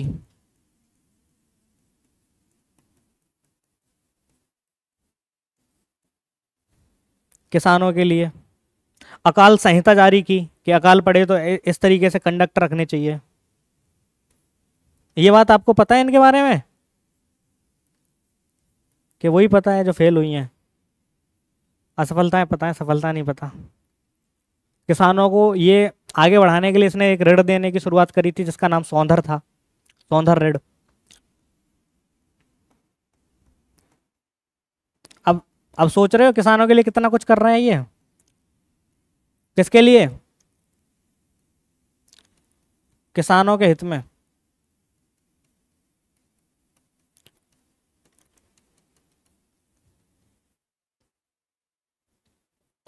इसको कुछ लेखक अल्पबुद्धिवादी शासक कहते थे, पागल सुल्तान कहते थे, रक्त पिपासु कहते थे। ये सब फैक्ट हैं। क्यों कह रहे हैं? क्योंकि उसकी पॉलिसी समझो, उसके कार्य समझो, उसके एक्ट समझो, उसी के आधार पर उसका हमने नामकरण कर दिया। उनको पसंद नहीं थे इस्लाम को, मुस्लिम लोगों को, उन्होंने इसीलिए कह दिया। जबकि आप ये बताओ, आज अगर मोदी किसी मुस्लिम से मिलें तो वो गलत होगा कि सही होगा? सही होगा। आज के संविधान को अगर हम देखें तो संविधान, राजनीति क्या है? पंथ निरपेक्ष है। राज्य तो राज्य यानी कि राजनीति क्या है? पंथ निरपेक्ष है। उसको धर्म से कोई लेना देना नहीं है, वो तो हर व्यक्ति से मिलेगा, धार्मिक उसके आंतरिक मामले होते हैं, है ना। लेकिन हाँ, अगर उस पर हिंदू ये थोप दें, ये तो पागल आदमी है, ये तो जैसे कि थोपते हो ना राहुल गांधी, क्या कहते हो? अरे वो तो मुसलमानों का ये करता है, जैसे अखिलेश यादव।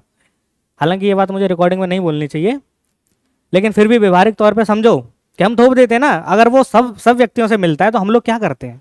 अरे ये तो पागल है। ऐसे ही इसके साथ हो रहा था बेचारे के साथ। हाँ जी।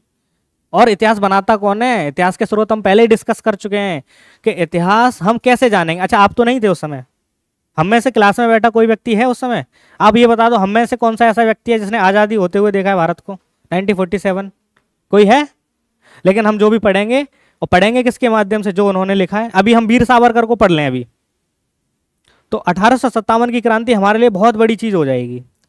लेकिन हम किसी और अंग्रेज राइटर को पढ़ लें तो कुछ नहीं है 1857 की क्रांति।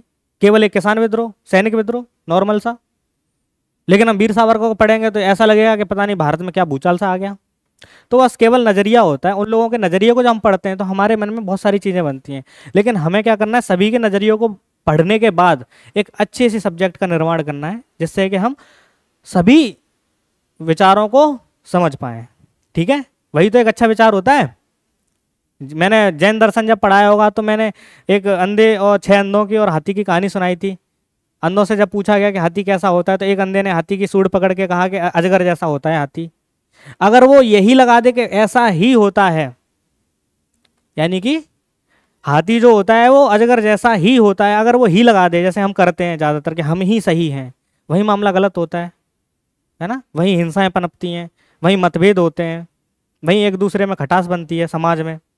जैसे अगर कोई दूसरा धर्म कहने लगे कि हमारा धर्म ही सही, तो वहां हमने कहानी से एक निष्कर्ष निकाला था कि ही नहीं भी, आप भी सही, आप भी सही, आप भी सही। अगर कोई हाथी के कान पकड़ के ये कह रहा है कि हाथी सूप जैसा है, तो हम ये कहेंगे ही नहीं भी, हाथी सूप जैसा भी है, हाथी अजगर जैसा भी है, हाथी खंबे जैसा भी है।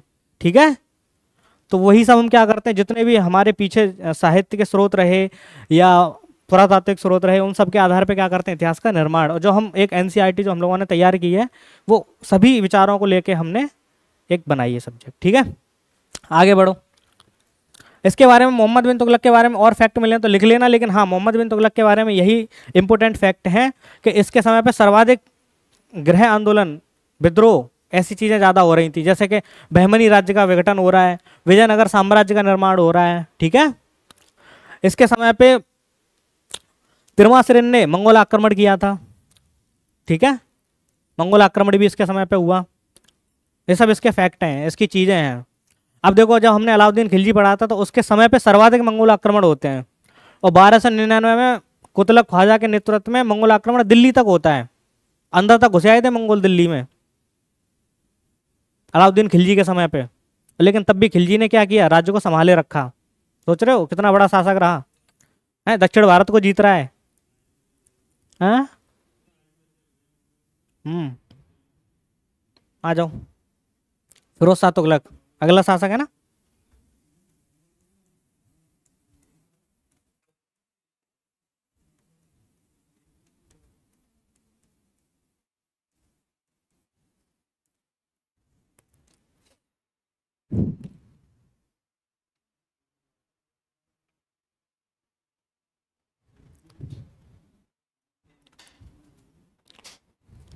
हाँ जी,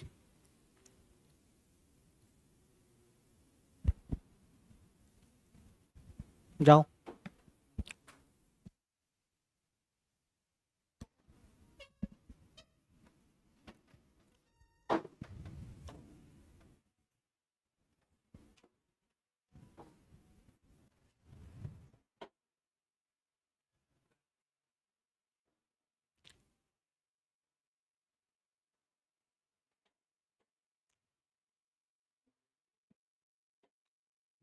बंद करो तो।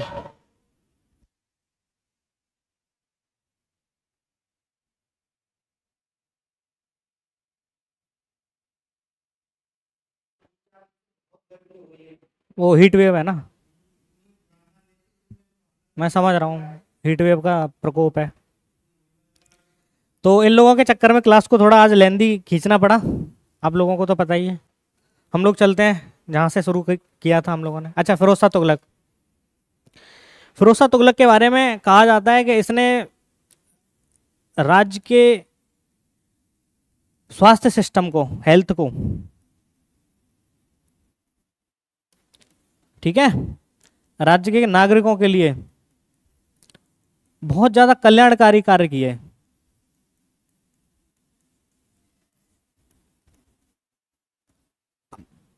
कल्याणकारी कार्य का मतलब ये होता है कि राज्य की जनता की कल्याण किसमें निहित है। जैसे कि उनको स्वास्थ्य की व्यवस्थाएं कराओ, उनके लिए शिक्षा की व्यवस्थाएं कराओ, है ना। अगर दास हैं तो उनके लिए कुछ व्यवस्थाएं करवा दो, मजदूर हैं, बेगार करने वाले लोग हैं, उनके लिए कुछ व्यवस्थाएं करवा दो। ठीक है, जैसे दारुल सफा चिकित्सालय का निर्माण करवा रहा है, दासों के लिए दीवान ए बंदगान एक अलग से प्रशासनिक विभाग बनवा रहा है। जिससे कि उनके कोई कैसे लाभ हानि, कोई समस्या ना हो, उनके लिए क्या उपाय किए जा सकते हैं, रक्षोपाय किए जा सकते हैं। इसके कुछ अन्य फैक्ट हैं, जैसे कि जौनपुर की निर्माण करवाना, जौना खां के, इसके मोहम्मद बिन तुगलक थे, जौना खां, जिनको जौना खां भी कहते हैं। तो जौनपुर का निर्माण, फिरोजपुर का निर्माण, फिरोजाबाद कह लो, फिरोजपुर कह लो, फिरोजाबाद, जौनपुर। आवाज आ रही है? ठीक है।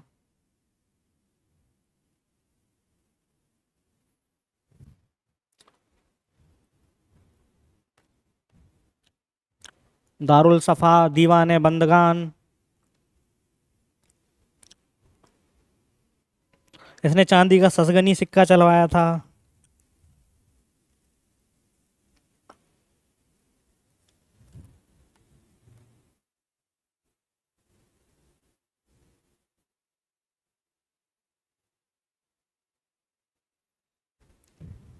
मोहम्मद बिन तुगलक ने किसानों के हित में कार्य तो बहुत किए थे, लेकिन वो उन कार्यों को सफल नहीं बना पाया था।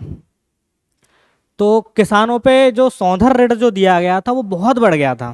तो जैसे कहते हैं ना, एक सरकार आई उसने बहुत ऋण दे दिया, तो वो क्या करता है, किसान किसान की एक चीज़ रहती है कि वो वापस नहीं कर पाता है, क्योंकि उत्पादन ही उतना नहीं होता, केवल ऋण का वो यूज कर लेता है, वापस नहीं कर पाता बैंकों को।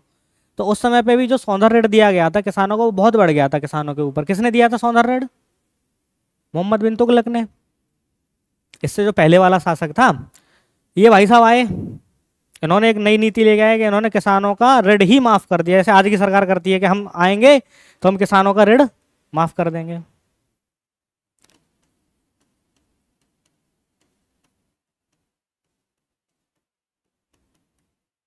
जो किसानों के ऋण का रजिस्टर था ना, कि किसको कितना दिया गया है, वो सब नष्ट करवा दिए थे इसने। ये जला दो, इनको कोई मतलब नहीं है ऋण विड़ का।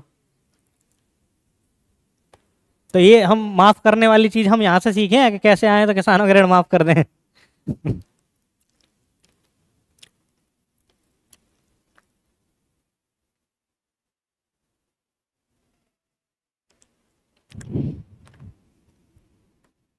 ठीक है। इसने हिसामुद्दीन करके एक व्यक्ति बैठाया था, जो कि पूरा राजस्व वगैरह को देखेगा कि कितना राजस्व कलेक्ट हुआ है देश में, राज्य में। ठीक। ये पहला ऐसा शासक था जिसने जजिया कर लगाने के क्रम में ब्राह्मणों को भी शामिल कर लिया था। पंडित जी, ये नहीं कहता था ब्राह्मण के अलग है, उन पे भी जजिया कर लगाओ। ठीक है।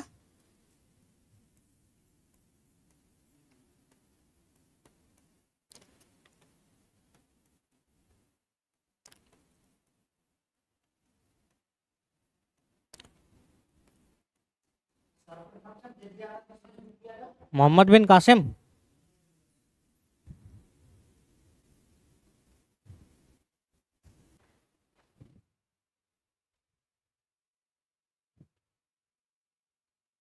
चार प्रकार के कर थे उस समय पे: जजिया, जकात, खम्स, खराज। जजिया वो कर था जो गैर मुसलमानों से राज्य की सैनिक सेवा के लिए लिया जाता था। गैर मुसलमान।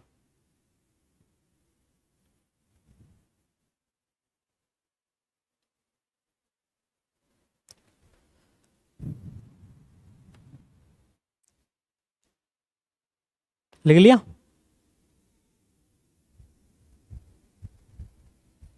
आ जाओ।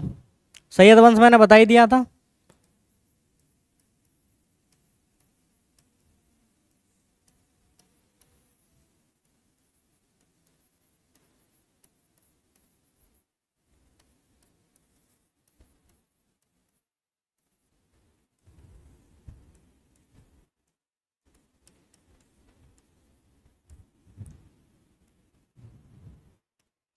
बहलोल लोधी यानी लोधी वंश, ये अफगान के थे। कहाँ के थे? अफगानिस्तान, समझते हो? अफगानिस्तान। तो ये लोग अफगान के थे, पहला अफगानी।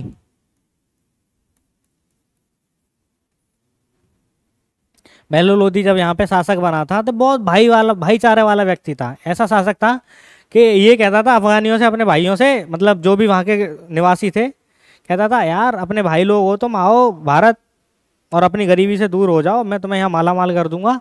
तो इसकी बात सुन के बहुत सारे अफगानी यहाँ आए। कहते हैं ना टिड्डे की तरह कूदते हुए, मेंढक की तरह कूदते हुए। अफगानी जगह जगह क्या करते थे, अफगान से चले आगे आए कैंप बनाया, फिर आगे आए कैंप बनाया, यानी कूदते हुए भारत आ गए भाई साहब के कहने से, बहलोल लोदी। तो इसने पहले अफगान राज्य की नींव डाली। ठीक है, बहुत उदार था, भाईचारे वाला व्यक्ति था, समझ लो। ज्यादा ही भाईचारा दिखा दिया इसने।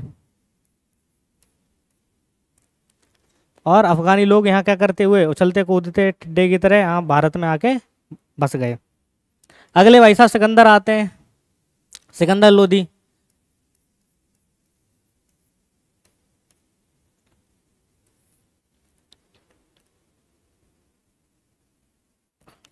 पंद्रह सौ चार में आगरा की ये स्थापना करते हैं और राजधानी क्या बनाते हैं ये, आगरा। ठीक है,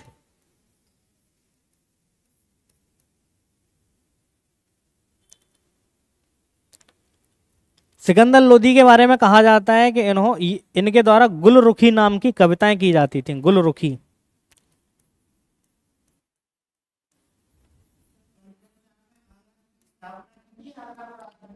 स्थापना।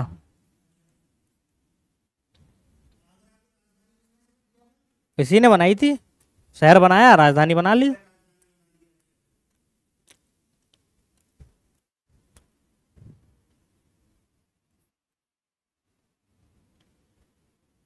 इसने कुछ पुस्तकें भी लिखी। संगीत की पुस्तक थी लिज्जत ए सिकंदर शाही।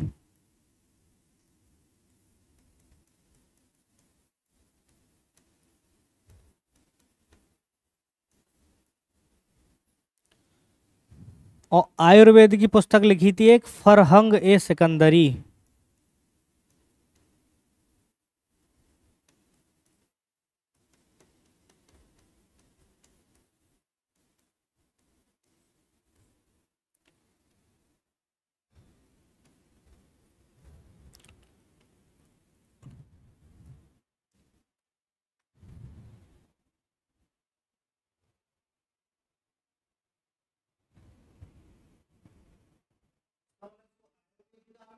हम्म, अच्छा शासक था। सोचो इतना एक नगर का निर्माण कर रहा है, छोटी मोटी बात नहीं है एक नगर नया बसाना, है ना। पुस्तकें भी लिख रहा है, कवि यानी कविताएं भी कर रहा है।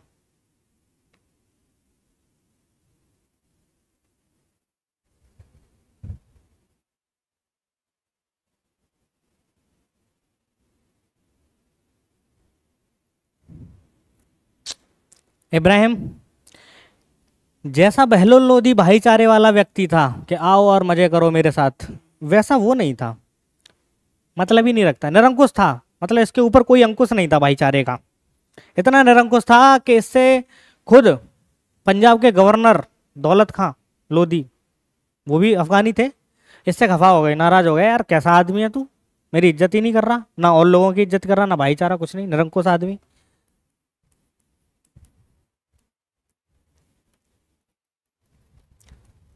दौलत खां लोधी कहते हैं अब तुझे सबक सिखाना पड़ेगा। फिर वो सीधे क्या करते हैं, बाबर को आमंत्रित करते हैं, आओ और इससे लड़ो और इसको हराओ और यहाँ आके गद्दी संभालो। हालांकि वो चाह तो ये रहा था कि मुझे बैठा देंगे, है ना। चलो,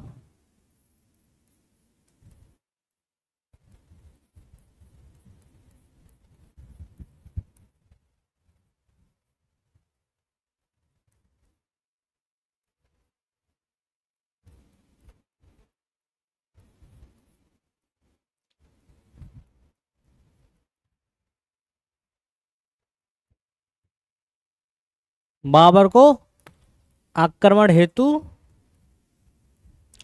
आमंत्रित किया।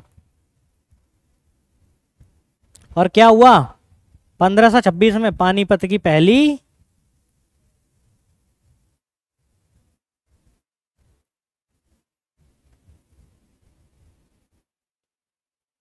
पानीपत की पहली लड़ाई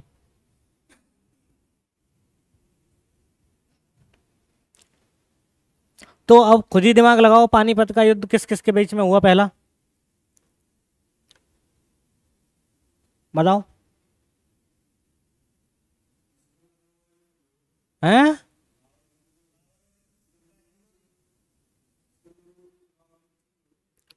दादा सिकंदर तो ये रहा, उसके बाद अगला शासक है यहाँ। हाँ। हम्म। याद क्यों करना, कॉमन सी बात है, लास्ट वाला शासक है, वहां पानीपत का युद्ध हो रहा है। ठीक है, कंफ्यूजन नहीं रहना चाहिए किसी भी प्रकार का।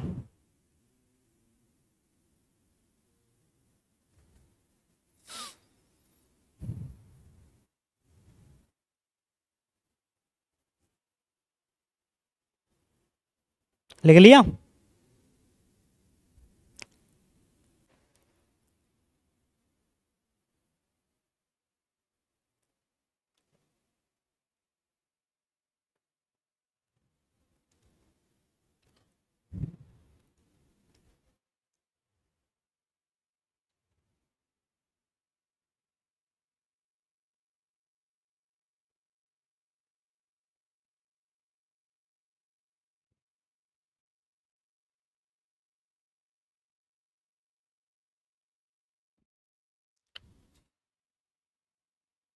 हम लोग मध्यकालीन भारतीय इतिहास पढ़ रहे हैं, पता है सबको।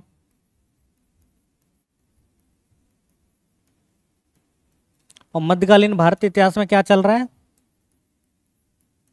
दिल्ली, दिल्ली सल्तनत में हमें क्या क्या पढ़ना था, एक तो इसकी जानकारी के स्रोत थे, पढ़ लिए। इन्हीं जानकारियों के स्रोत के माध्यम से कुछ वंश निकल के आए थे, वो हमने वंश पढ़ लिए, गुलाम, खिलजी, तुगलक, सैयद और लोधी। लोधी वंश का अंतिम शासक पढ़ लिया। इसमें एक छोटी सी बात और है कि इसी समय पे इनके टाइम पे एक प्रशासनिक व्यवस्था लागू थी जिसको बोलते हैं एकता व्यवस्था।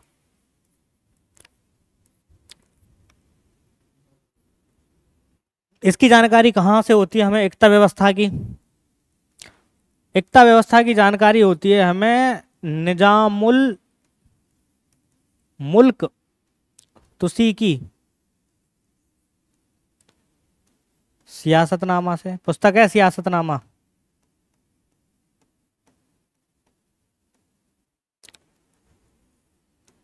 सियासतनामा से, ठीक है। एकता व्यवस्था एक तरीके से इसको बोलते थे अरबी में प्रशासनिक अनुदान, ग्रांट। क्षेत्रों से कलेक्ट करना, इक्तेदार की नियुक्ति होती थी, वंशानुगत नहीं थी। उनकी जब नियुक्ति करते थे तो नियुक्ति होने के बाद वो क्या करता था, कर का संचय लोगों से, ठीक है, और अपने प्रशासनिक खर्चों को काट के वो शाही खजाने में जमा करवाता था। जो बचता था ना खर्चे वर्चे काट के, उसको हम बोलते थे फवाजिल, ठीक है। अब वही एकता व्यवस्था के बारे में अगर आप डीप में जाओगे तो देखोगे कि इक्तेदार जो थे आगे आने वाले समय में, चाहे वो गुलाम वंश हो, चाहे वो खिलजी वंश हो, चाहे वो तुगलक वंश हो, चाहे वो सैयद हो या लोधी हो, सभी में प्रशासनिक प्रणाली जो थी, हम कहते हैं ना हमें दो तीन चीजें देखनी होती हैं। एक राजनीति, राजनीति में ये जितने भी शासक पड़े वो राजा थे, लेकिन राजा के अधीन कुछ प्रशासन भी होते थे ना, प्रशासनिक अधिकारी। हमने जैसे मौर्य काल पढ़ा था। मौर्य काल में हमने देखे थे कि वो वहाँ के जो प्रशासनिक अधिकारी थे उनको तीर्थ कहते थे। क्या कहते थे? तीर्थ। जो आज के तुम इंडियन एडमिनिस्ट्रेटिव सर्विस आईएएस जो होते हैं, उसको वहाँ पे क्या कह रहे हैं? तीर्थ, ठीक है। आगे गए हम गुप्त काल में। गुप्त काल में देखा वहाँ के जो प्रशासनिक अधिकारी होते थे उन्हें हम कुमारा मात्य कहते थे, देखा था। ऐसे ही हम यहाँ आएंगे दिल्ली सल्तनत में, तो इनको क्या कहेंगे? इक्तेदार। पानी मंगा दो। हाँ।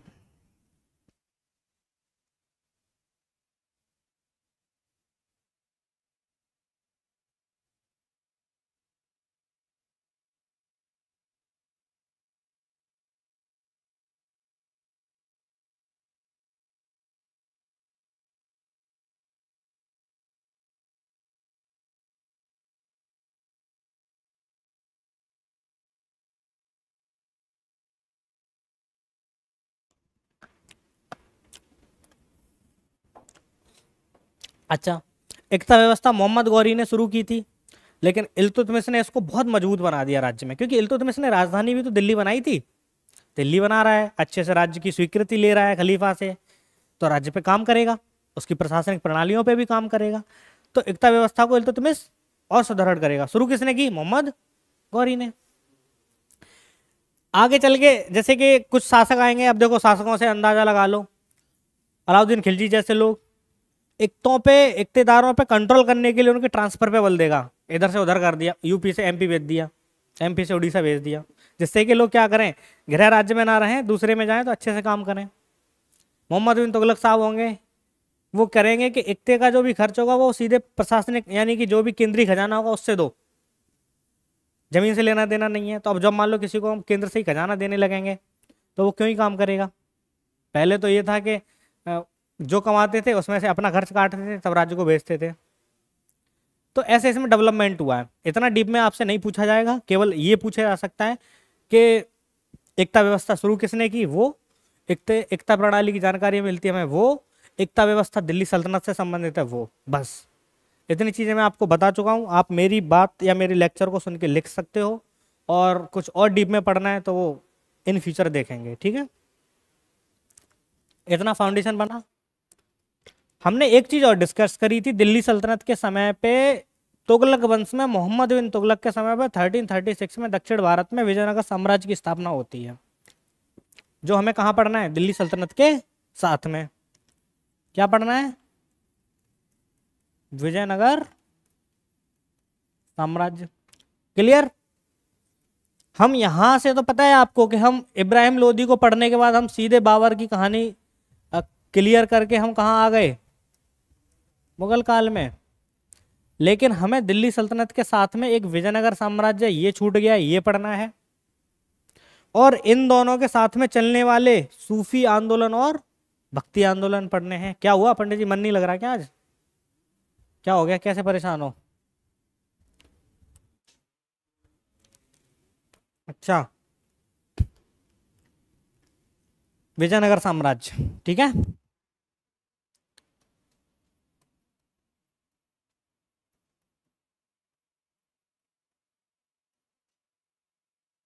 विजयनगर साम्राज्य तुंगभद्रा नदी के किनारे पे बसा हुआ था। इसकी राजधानी हम्पी थी, हम्पी कर्नाटक में। ज्योग्राफी में दो चीजें याद रखो, क्या? तुंगभद्रा नदी और राजधानी हम्पी।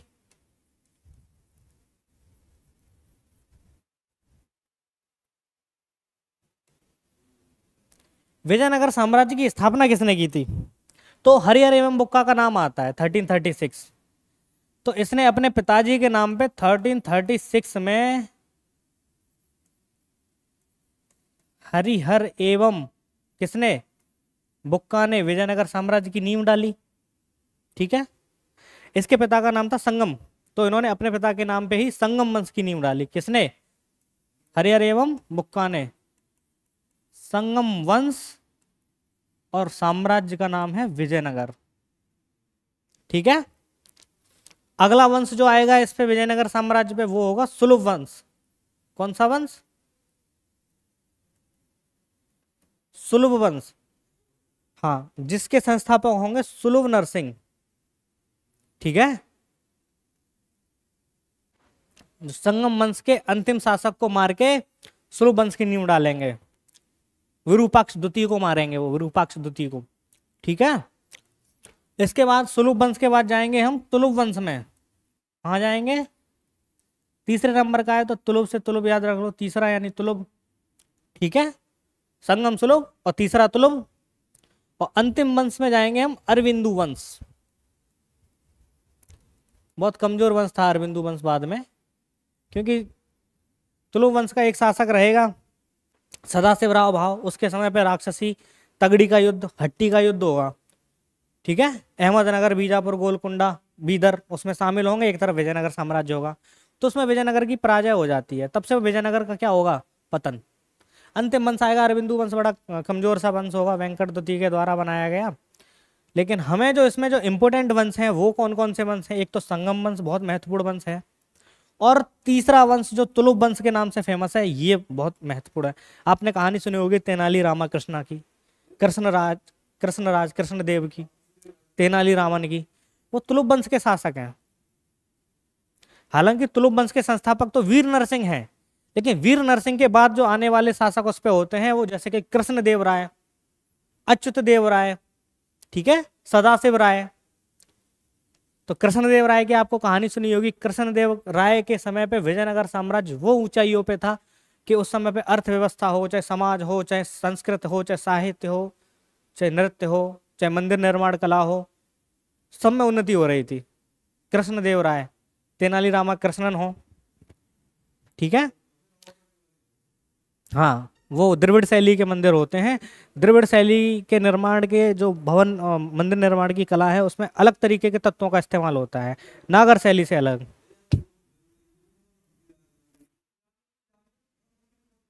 अब तो नष्ट नष्ट जैसी हो चुकी है ना, अब कहाँ मिलेंगे आपको, अवशेष रह गए अब। हम्म, हाँ साहब, चलें एक एक करके। अब एक एक करके हमें संगम वंश पढ़ना है। सुलभ मैंने बता दिया, सुलभ नरसिंह है, विरूपाक्ष द्वितीय को मार के बनते हैं। इसको सत्ता का प्रथम बला पहाड़ कहते हैं। बला पहाड़ मतलब किसी को मार के गद्दी पे बैठ जाना उस समय विजयनगर में, ठीक है। लिख लो, सुलभ नरसिंह कहते हैं संस्थापक। नहीं लिखोगे तो बाद में सुनना पड़ेगा ये रिकॉर्डेड लेक्चर।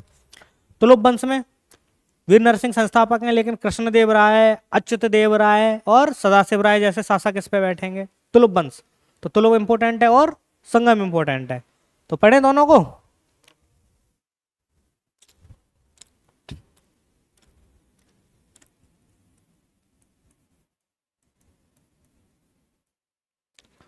संगम वंश के संस्थापक आपको पता है कौन कौन है, हरियम एवं बुक्का,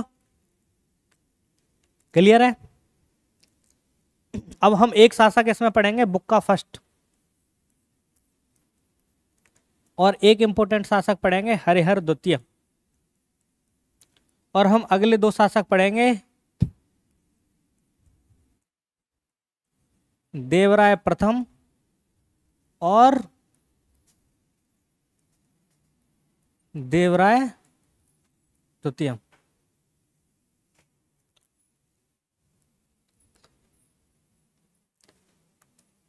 संगम वंश,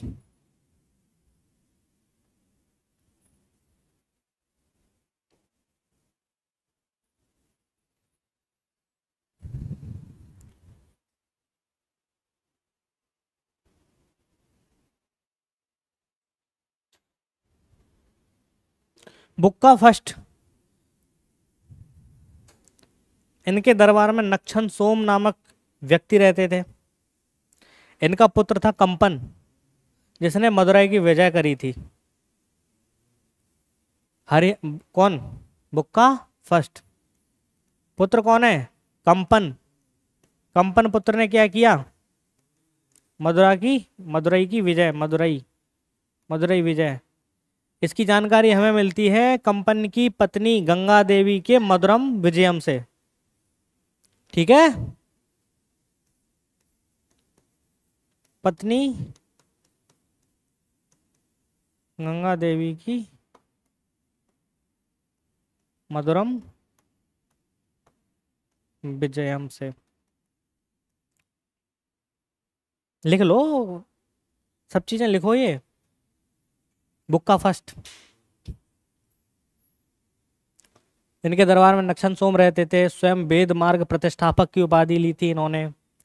हरिहर द्वितीय के बारे में आप आओगे तो इनके दरबार में प्रधानमंत्री सायण थे, पीएम सायण, प्रधानमंत्री सायण, जिन्होंने वेदों पे टीकाएं भी लिखी। हरिहर द्वितीय जिसने श्रीलंका की विजय की थी, सीलोन विजय, श्रीलंका की विजय, और इसने बहमनियों से गोवा को छीन लिया था।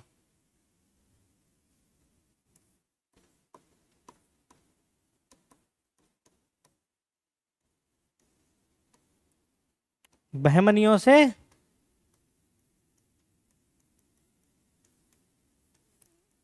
गोवा छीना, ठीक है साहब।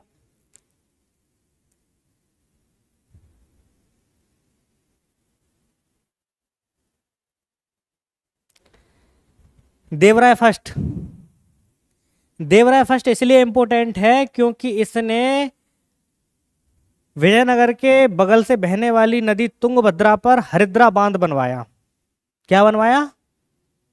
हरिद्रा बांध। तुंगभद्रा पर क्या बनवाया इसने?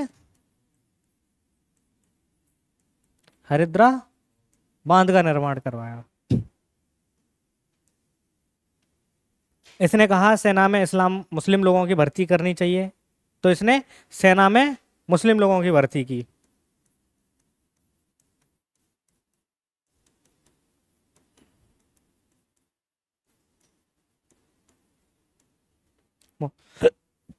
मुस्लिम सैन्य भर्ती की है। अच्छा, इसी के समय पे एक यूरोपीय यात्री निकोली कॉन्टी आता है। कौन यात्री? कौन आएगा? निकोली, इटली, निकोली कॉन्टी।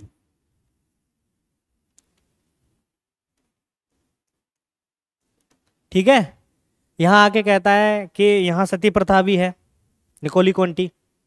ठीक है, तो निकोली कॉन्टी से हमें क्या पता चलता है कि विजयनगर साम्राज्य में सती प्रथा के भी साक्ष्य मिलते हैं। निकोली कॉन्टी जब आता है देवराय फर्स्ट के समय पे, तो यहां आके देखता है कि यहाँ सती प्रथा को बड़ी सम्मान के साथ अपनाया जाता है। इसने और भी चीजें बताई, नवरात्रि पूजन होते हैं, ठीक है, ये त्योहार मनाए जाते हैं, दीपावली त्योहार मनाया जाता है।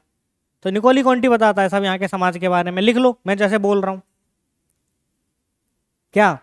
सती प्रथा के साक्ष्य दिए, कोष्टक में लिख लो सती प्रथा। लिखना सीखो अभी से, हर चीज नहीं लिखाई जाती है, हर चीज खुद से सीखो लिखना, कैसे लिखना होता है।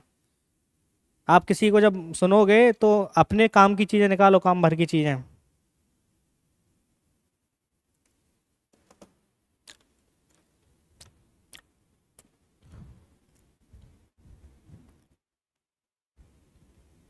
देवराय द्वितीय, ये भी बहुत अच्छा शासक था। ये सिंहासन के पास कुरान रखता था।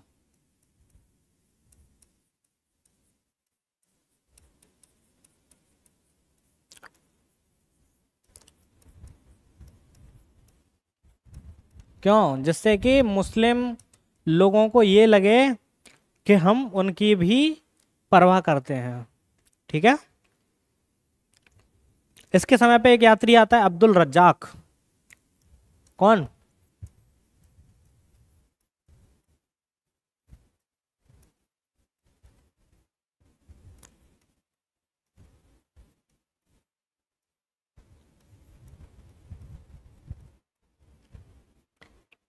जब अब्दुल रज्जाक आता है तो ये बताता है कि विजयनगर साम्राज्य धनाढ्य है, अच्छा है, लेकिन यहाँ पे गुलाब को उतना महत्व दिया जाता है जितना कि किसी भोजन को।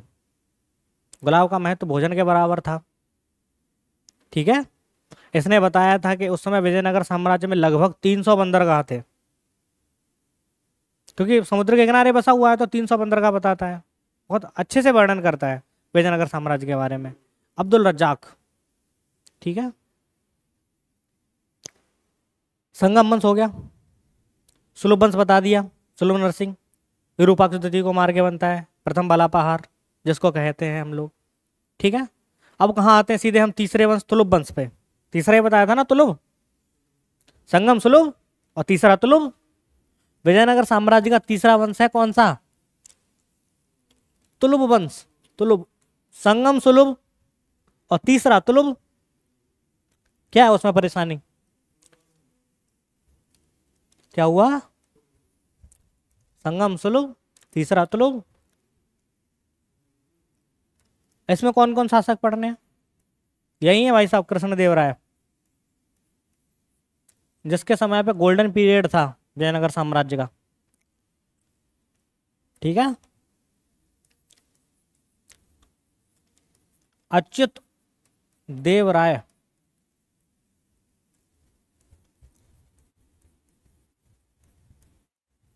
और सदाशिव राय।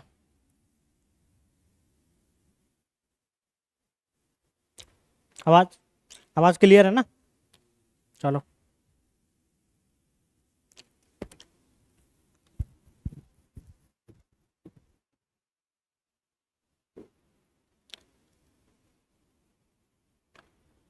कृष्णदेव राय के बारे में कहा जाता है कि साहित्य का स्वर्ण काल भी था इनके यहाँ।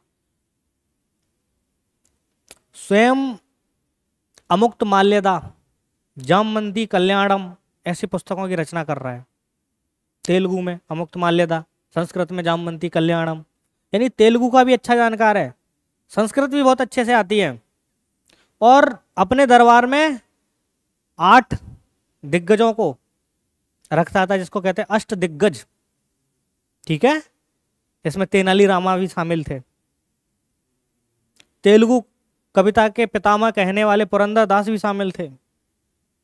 ठीक है, जिन्होंने स्वारोचि संभव हरि कथा शरणम लिखी।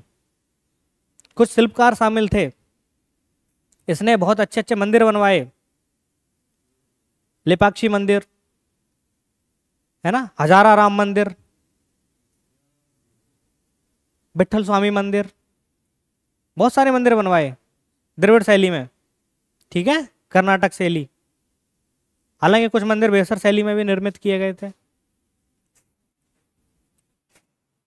इसी के समय पे डोमिंगो पायस, यूरोपीय यात्री डोमिंगो पायस आता है, जो बताता है कि यहाँ पे नायंकार व्यवस्था प्रचलित थी। नायंकार का मतलब होता है कि 12 ग्रामीण अधिकारी होते थे, उनमें एक पोलीगार होता था, वो अपने सैनिकों के माध्यम से प्रशासन चलाता था, जिसको नायक बोलते थे। नायक सैनिक सामंत थे, सेना रखते थे अपने पास, उसको नायक बोलते हैं। और नायकों की वही सिस्टम, वही व्यवस्था नायंकार व्यवस्था के नाम से जानी जा रही है। ठीक है, उसमें एक अलग प्रणाली भी थी, ओलीगार रहते थे।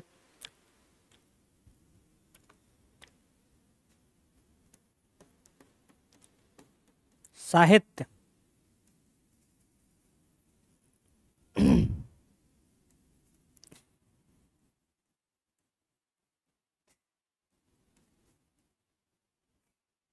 अमुक्त माल्यदा,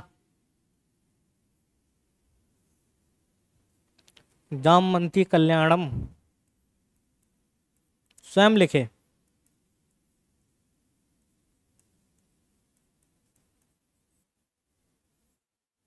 हालांकि फैक्ट आपको सब मिल जाएंगे, लेकिन chronology, mind map, synopsis, concept making, ये चीज़ नहीं मिलेगी। तो ये चीज़ मैं बना ही रहा हूँ, बता ही रहा हूँ। ठीक है,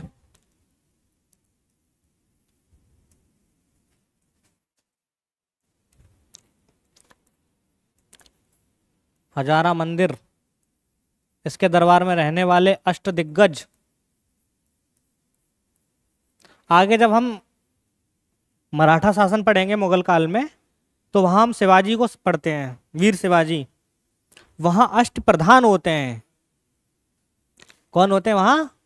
अष्ट प्रधान। जैसे हमने एंशियंट काल में कुषाण वंश का शासक पढ़ा था, कनिष्क, उसमें नवरत्न। उसके बाद हमने गुप्त वंश में चंद्रगुप्त द्वितीय पढ़ा था, वहां पे भी नवरत्न। लेकिन दोनों में क्या थे? अलग अलग, है ना। एक तरफ चरक जैसे लोग, दूसरी तरफ कालिदास जैसे लोग, अमर सिंह जैसे लोग, छपड़क जैसे लोग। ठीक है, तो ऐसे ही कृष्णदेव राय के समय पे अष्ट दिग्गज होते हैं, जैसे कि शिवाजी के समय पे अष्ट प्रधान होते हैं। यात्री आते हैं कौन? डोमिंगो पायस,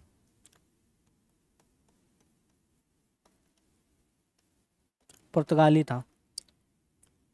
और क्या बताते हैं ये यहाँ की नायंकार व्यवस्था। नायंकार व्यवस्था में समझा ही चुका हूं, डीप में क्या जाओगे, रिसर्च थोड़ी करनी है इसमें। सैनिक सामंत होते थे जो इसके प्रमुख होते थे, इसको नायक बोलते थे, नायक, नायक साहब।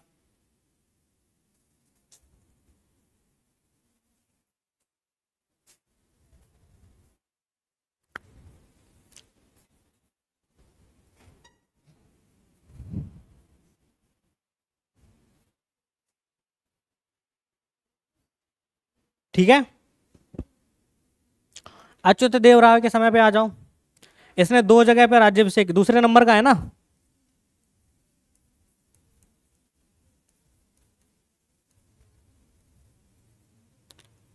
राज्याभिषेक, 2 जगह राज्याभिषेक किया। और इसके समय पे एक यात्री आता है नूनिज। कौन? नूनिज। और नूनिज आता है और बताता है कि यहाँ पे महिलाओं की स्थिति अच्छी थी। हालांकि उससे पहले निकोली कॉन्टी आता है, तो वो क्या कहता है मैडम?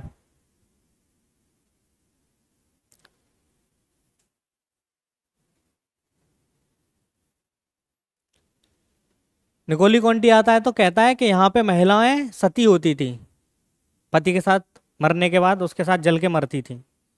लेकिन ये भाई साहब कुछ और ही कह रहे हैं नूनिज कि यहाँ पे जो महिलाएं होती थी वो भविष्यवक्ता होती थी, भविष्य बता देती थी देख के। ठीक है, महिलाएं क्या हैं?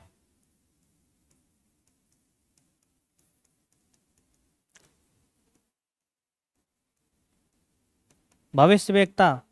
महिलाएं यहाँ की लेखन प्रणाली में बहुत रुचि रखती थी, बहुत समझदार थी, बहुत विद्वान थी, पढ़ने लिखने में रुचि रखती थी। ठीक है,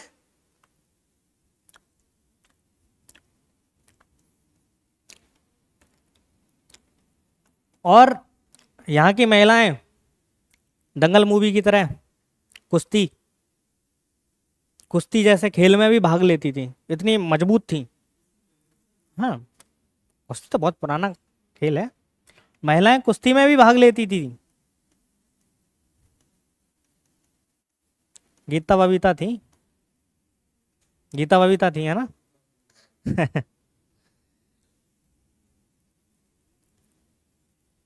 ठीक है, सदाशिव राव भाव पे आओ। सदाशिव राय, इसी के समय पे विजयनगर साम्राज्य का लगभग पतन होना शुरू हो जाता है। इसके बाद एक और वंश आता है, अरविंदु वंश, वेंकटद्युति, लेकिन उस पर नहीं जाना है, वो तो मैं पढ़ा ही चुका हूं। तीसरे वंश के सदाशिव राय के समय पे कौन सा होता है युद्ध?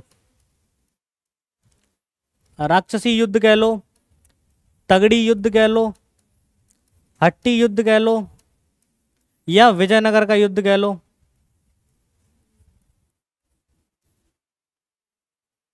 जिसमें एक तरफ क्या होता है, अहमदनगर,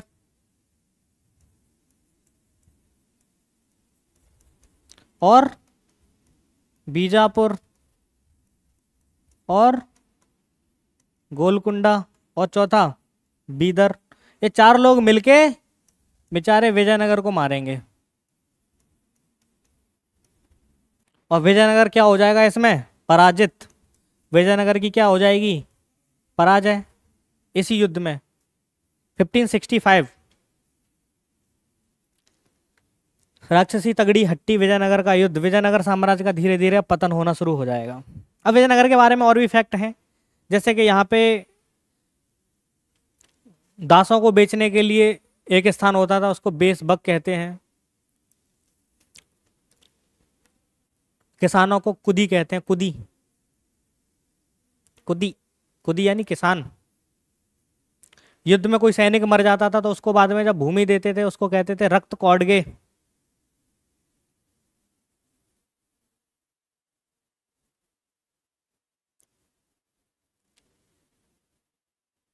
इसके बाद किसकी क्लास होती है? साइंस की, हिंदी की, उसकी भी क्लास होती है। हिंदी में क्या क्या है सब्जेक्ट, मतलब क्या क्या टॉपिक पढ़ना है? और जनरल हिंदी आती होगी ना? हिंदी साहित्य नहीं है, हिंदी साहित्य भी है, तो हिंदी साहित्य पूरा पढ़ना है। हिंदी साहित्य में ये सब पढ़ने होंगे, रीतिकाल, भक्तिकाल और ये सब पढ़ने हैं? ये नहीं पूछा जाता? तो फिर वो हिंदी साहित्य कहाँ से हो गया? साहित्य नहीं है ना, केवल हिंदी व्याकरण होगा आपका, है ना? हिंदी व्याकरण में जो 3 वर्ण,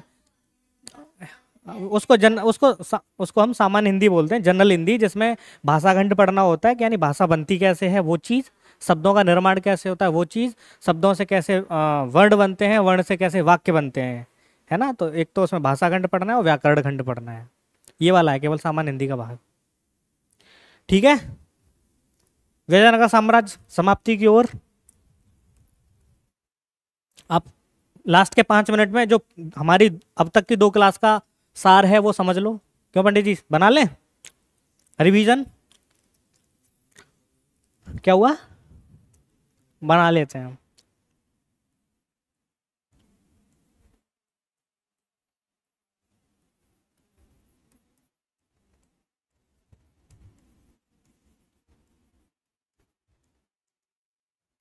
मध्यकालीन भारतीय इतिहास चल रहा था। इसमें हमको क्या पढ़ना है, एक तरफ दिल्ली सल्तनत और दूसरा मुगल काल। दिल्ली सल्तनत के बारे में हमने जब पढ़ने गए थे तो देखा था जानकारी के स्रोत क्या हैं, दिल्ली सल्तनत की जानकारी कहाँ से होती है, ठीक है। उसमें हमने देखा था यात्रियों का विवरण,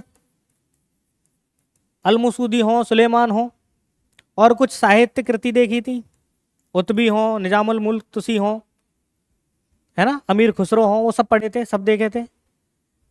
और जानकारी के स्रोतों में हम पुरातात्विक स्रोत संग संग देखे थे, हालांकि अभी हम आर्ट एंड कल्चर में उनको बहुत अच्छे से पढ़ लेंगे 4-5 क्लास में। और हमने देखे थे जानकारी के स्रोत के बाद वंश देखे थे। वंश वंश में क्या क्या देखा था, गुलाम वंश, खिलजी वंश, तुगलक वंश, सैयद वंश और लोधी वंश के अंतिम शासक इब्राहिम लोधी के समय पे बाबर का आक्रमण होगा और हम कहां पहुंच जाएंगे, सीधे मुगल काल में। क्लियर है। वंश के साथ हमने क्या देखी थी, तीसरी चीज एकता व्यवस्था, प्रशासनिक अनुदान, समझा था।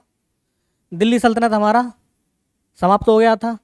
लेकिन हमने देखा था गुलाम खिलजी के बाद जो तुगलक वंश आता है, तुगलक वंश के समय पे ही मोहम्मद बिन तुगलक के समय पे 1336 में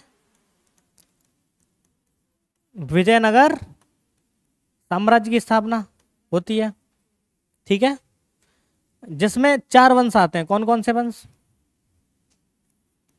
संगम वंश,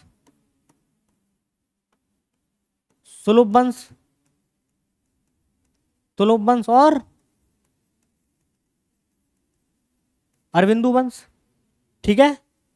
संगम वंश हरिहर में बुक्का ने इसकी नींव डाली अपने पिता के नाम पे, फिर इसमें बुक्का फर्स्ट पढ़ा, देवराय द्वितीय पढ़ा, देवराय फर्स्ट भी पढ़ा, ठीक है। सुलभ वंश पढ़ा, तुलुप वंश पढ़ा, कृष्णदेवराय तेनाली रामाकृष्णन की कहानी कहाँ से संबंधित है, तुलुप वंश से, ठीक है। उसके बाद फिर क्या पढ़ा, अरविंदु वंश। तो विजयनगर साम्राज्य भी हमारा समाप्त हो गया। हमने एक चीज और डिस्कस करी थी कि पूरा जो मध्यकालीन भारतीय इतिहास है, पूरे मध्यकालीन भारतीय इतिहास के समय पर 2 चीजें और प्रचलित थी, जैसे कि एंशियंट टाइम में बुद्ध धर्म और जैन धर्म पढ़े थे, यानी प्राचीन काल में धार्मिक आंदोलन पढ़े थे बुद्ध और जैन के रूप में। वैसे ही हम मध्यकालीन भारतीय इतिहास में धार्मिक आंदोलन पढ़ेंगे सूफी और भक्ति के रूप में,